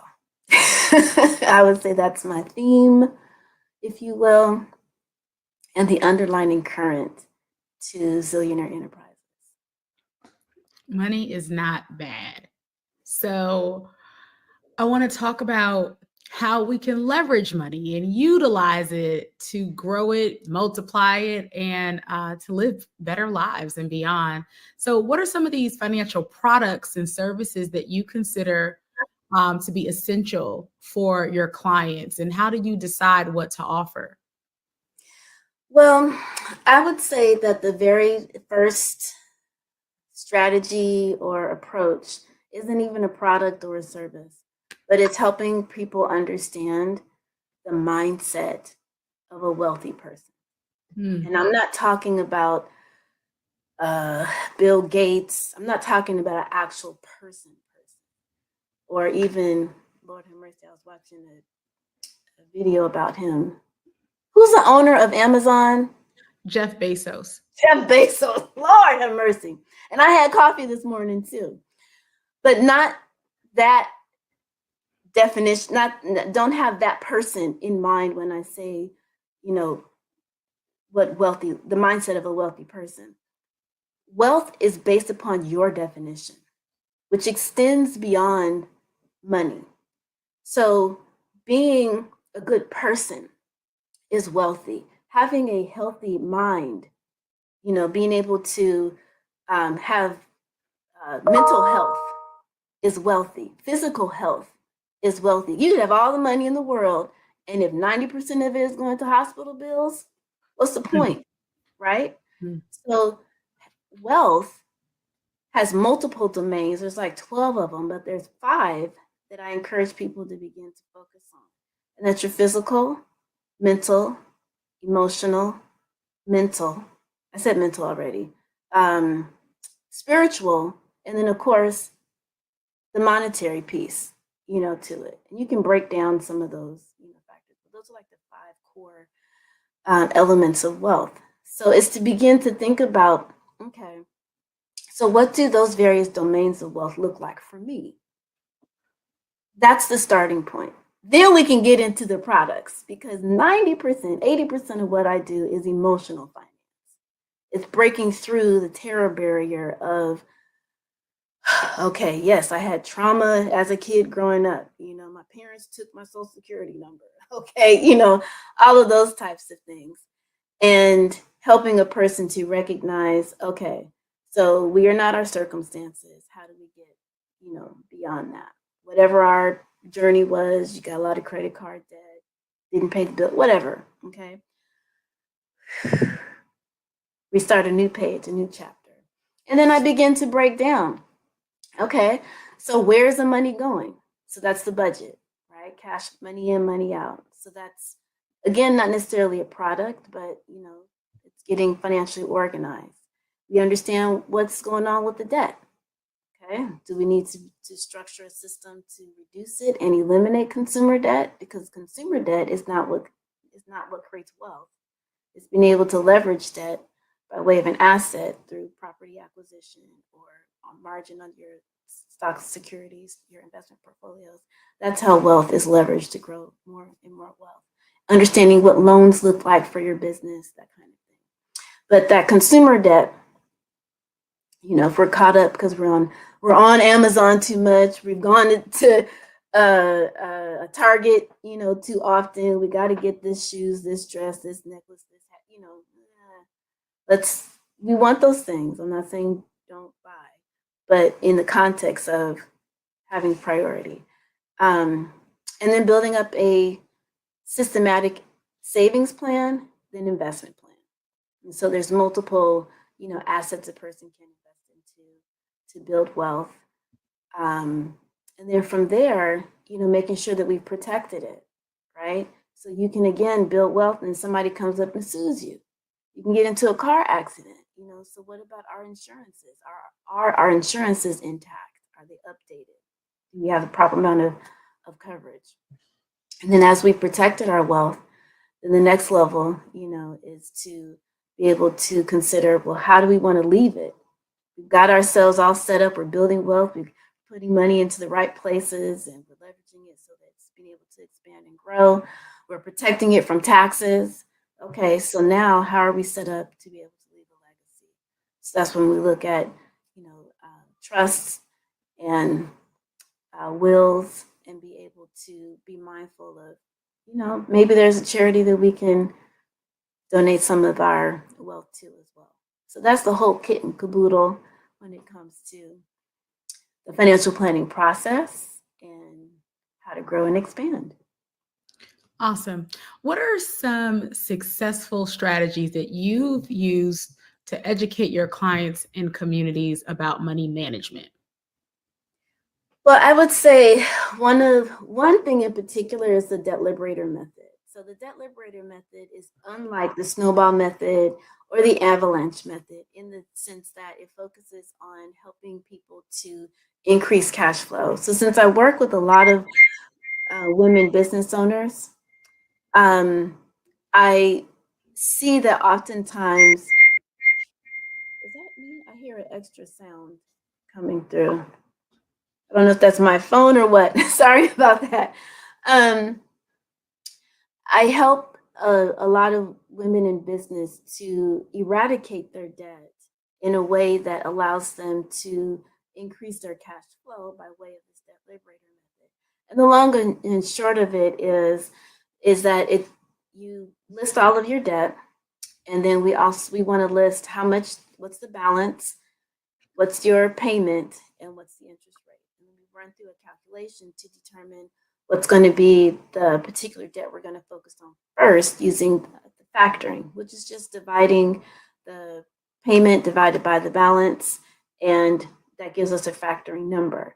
And so we order that from least to greatest, and that determines what's the most efficient debt to eliminate first, because it's the most inefficient debt. Okay. And then once we figured out how to prioritize the debt, then we'll go back to our budget and say, well, how much money do we have, left over at the end of the month? And let's say it's $1,000. So we'll allocate half of that to go towards the debt. The other half is going to go towards savings, because I believe that not only should you eliminate debt, but you should also save along the way. And as we are reducing our debt, we're building our savings, we're increasing our cash flow, and we're able to continue to build wealth at an accelerated speed by the debt liberator method. Awesome. What are some of your long-term goals for your company, Zillionaire Enterprises? And where do you see yourself going in the next 5 years? Well, I can't spill the beans on the international World Wide Web quite yet, but I've got a very big vision that has been laid on my heart from the very beginning, and it's continued to expand to greater and greater levels, and there's some opportunities that have recently come on the table to assist with this expansion. But what I will say is that I'm definitely a believer that through a collective focus, which I see happening in multiple places all over this world, where the lack of tolerance of colonization is on the rise. And I find that to be a very beautiful sentiment. Doesn't look good, because there's a lot of turmoil as a result of that. But we have to kind of get through the muckety muck so that we can flip social stratification on its head. And so I want to continue to be a part of that movement, shall we say, that I see happening. The French in Mali, and I think it's in Accra. Folks in Mali are like, we tired of y'all. Get out, out of here. And I'm seeing this lack of tolerance everywhere. And what has to, be there in the background on a bottom down, top up strategy, both strategies need to be put in place, is getting our money straight.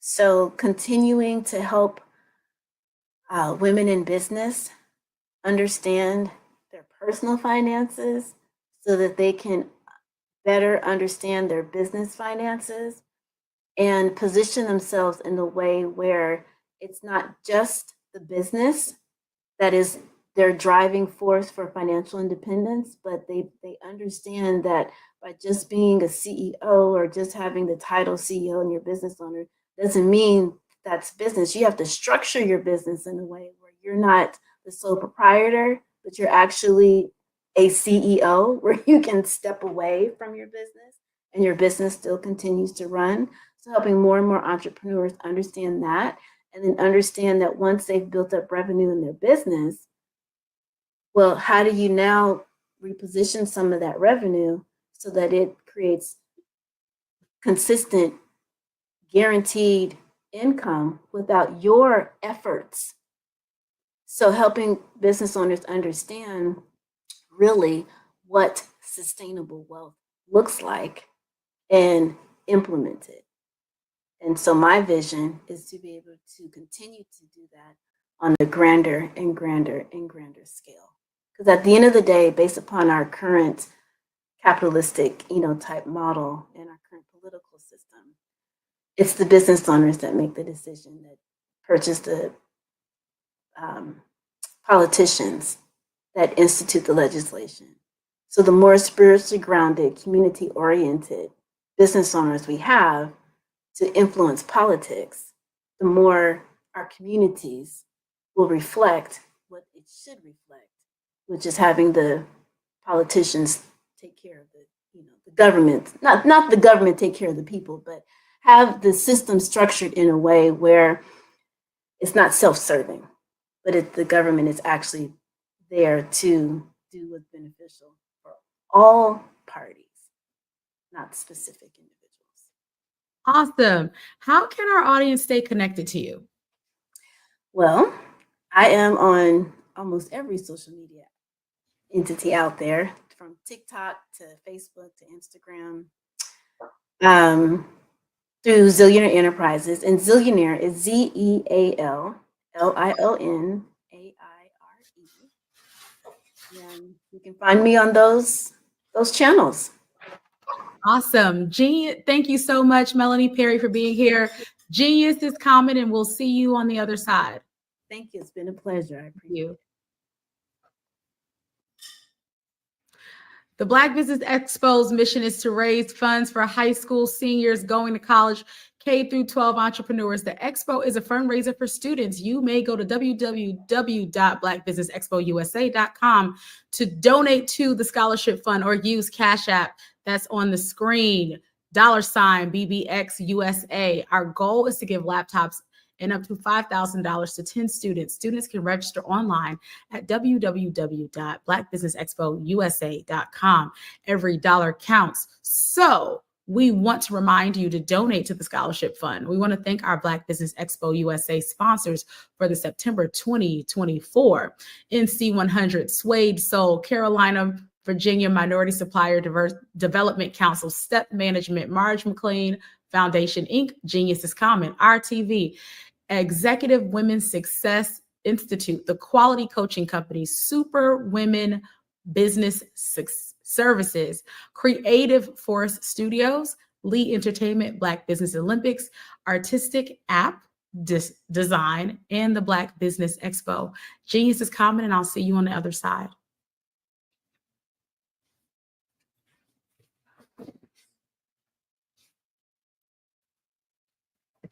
Genius is Common, and I'll see you on the other side.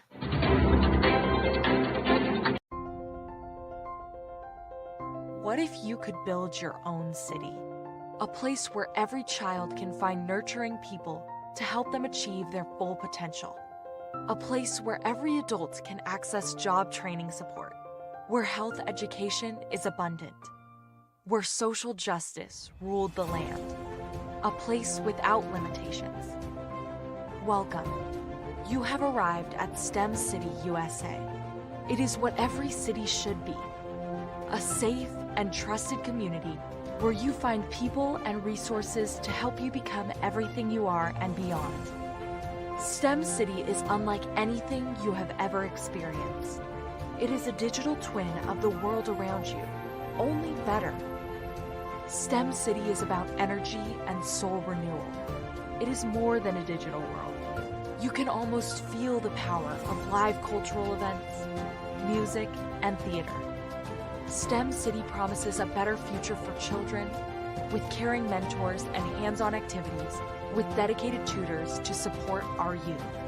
STEM City is your passport to a healthy lifestyle with weekly events addressing our community's many issues. STEM City is your financial well-being with helpful information on wealth management, career advancement, job training, and so much more. STEM City is the community you deserve. It is the city where your dreams can come true. STEM City USA, a place in the sky that is accessible to all who reach for the stars.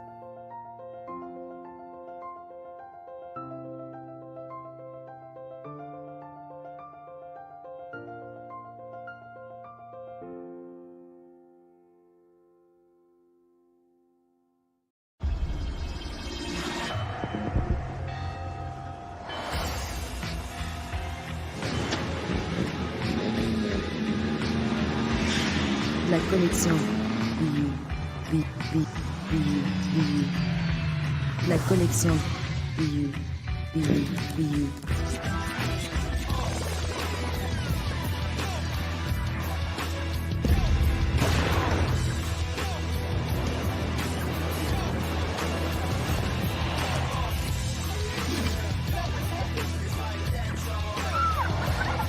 In a world obsessed with the cult of celebrity,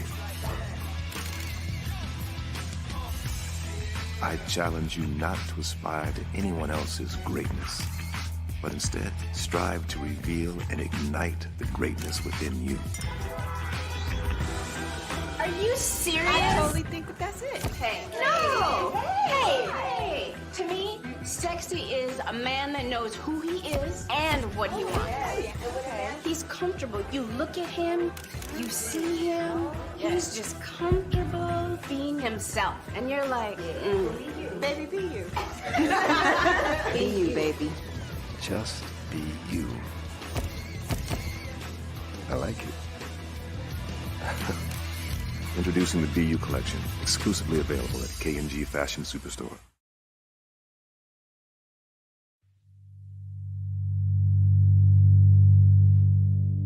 So what we have to do is when we get in a spot, we need to create some spots for us. That's the main thing. We need to be able to be in a position where we're able to create those spots for us. For me, being an entrepreneur, I'm not just going to get a business and then leave you sitting high and dry. If you ask me some questions about entrepreneurship, I'm going to give you as much as I received. I've seen people who made it, and then when you ask them, it's like, okay, now you have to pay me for the information, the same information I got for free. We probably in totally different cities. There's no way that we're going to bump heads or anything. We're not competing. Bring me up with you. And so I just think that whatever education that I have, then I need to be able to give that to my own as well. So create the spots. You can create the spots when you get there.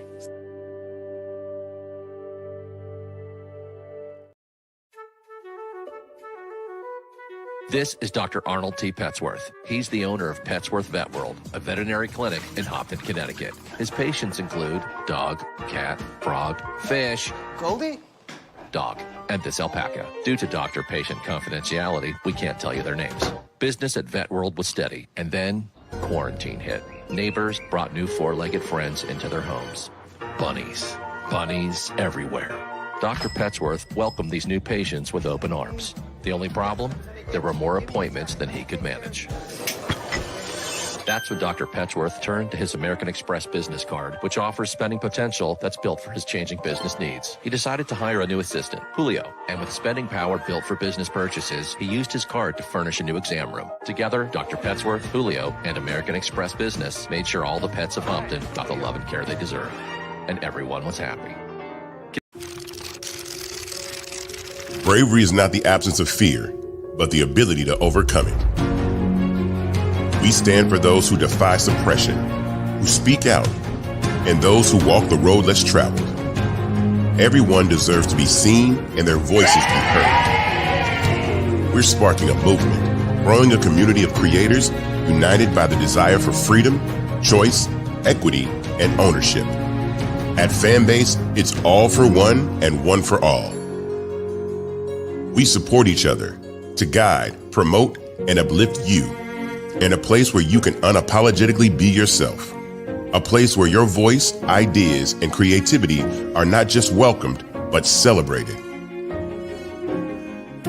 We are Black founded, minority funded, and supported by a diverse, inclusive, powerful community that believes in the strength of authenticity and individual choice. Regardless of success or background, we welcome you. The marginalized, the underappreciated, the successful, the superstar. We're for all who seek a space to express themselves freely, where they are rewarded for being their authentic, true self. We transcend labels because only we have the right to define ourselves. We are built for the brave, the culture, the creators, and for the future where everyone has a power to shape their own destiny, where all are empowered, voices are amplified, and freedom is embraced. For the first time, you have a chance to own the platform you helped make popular. It's a revolution, a movement in how we connect, create, and share. Everyone is a creator, and everyone has a fan base. Here, you can be you without limits.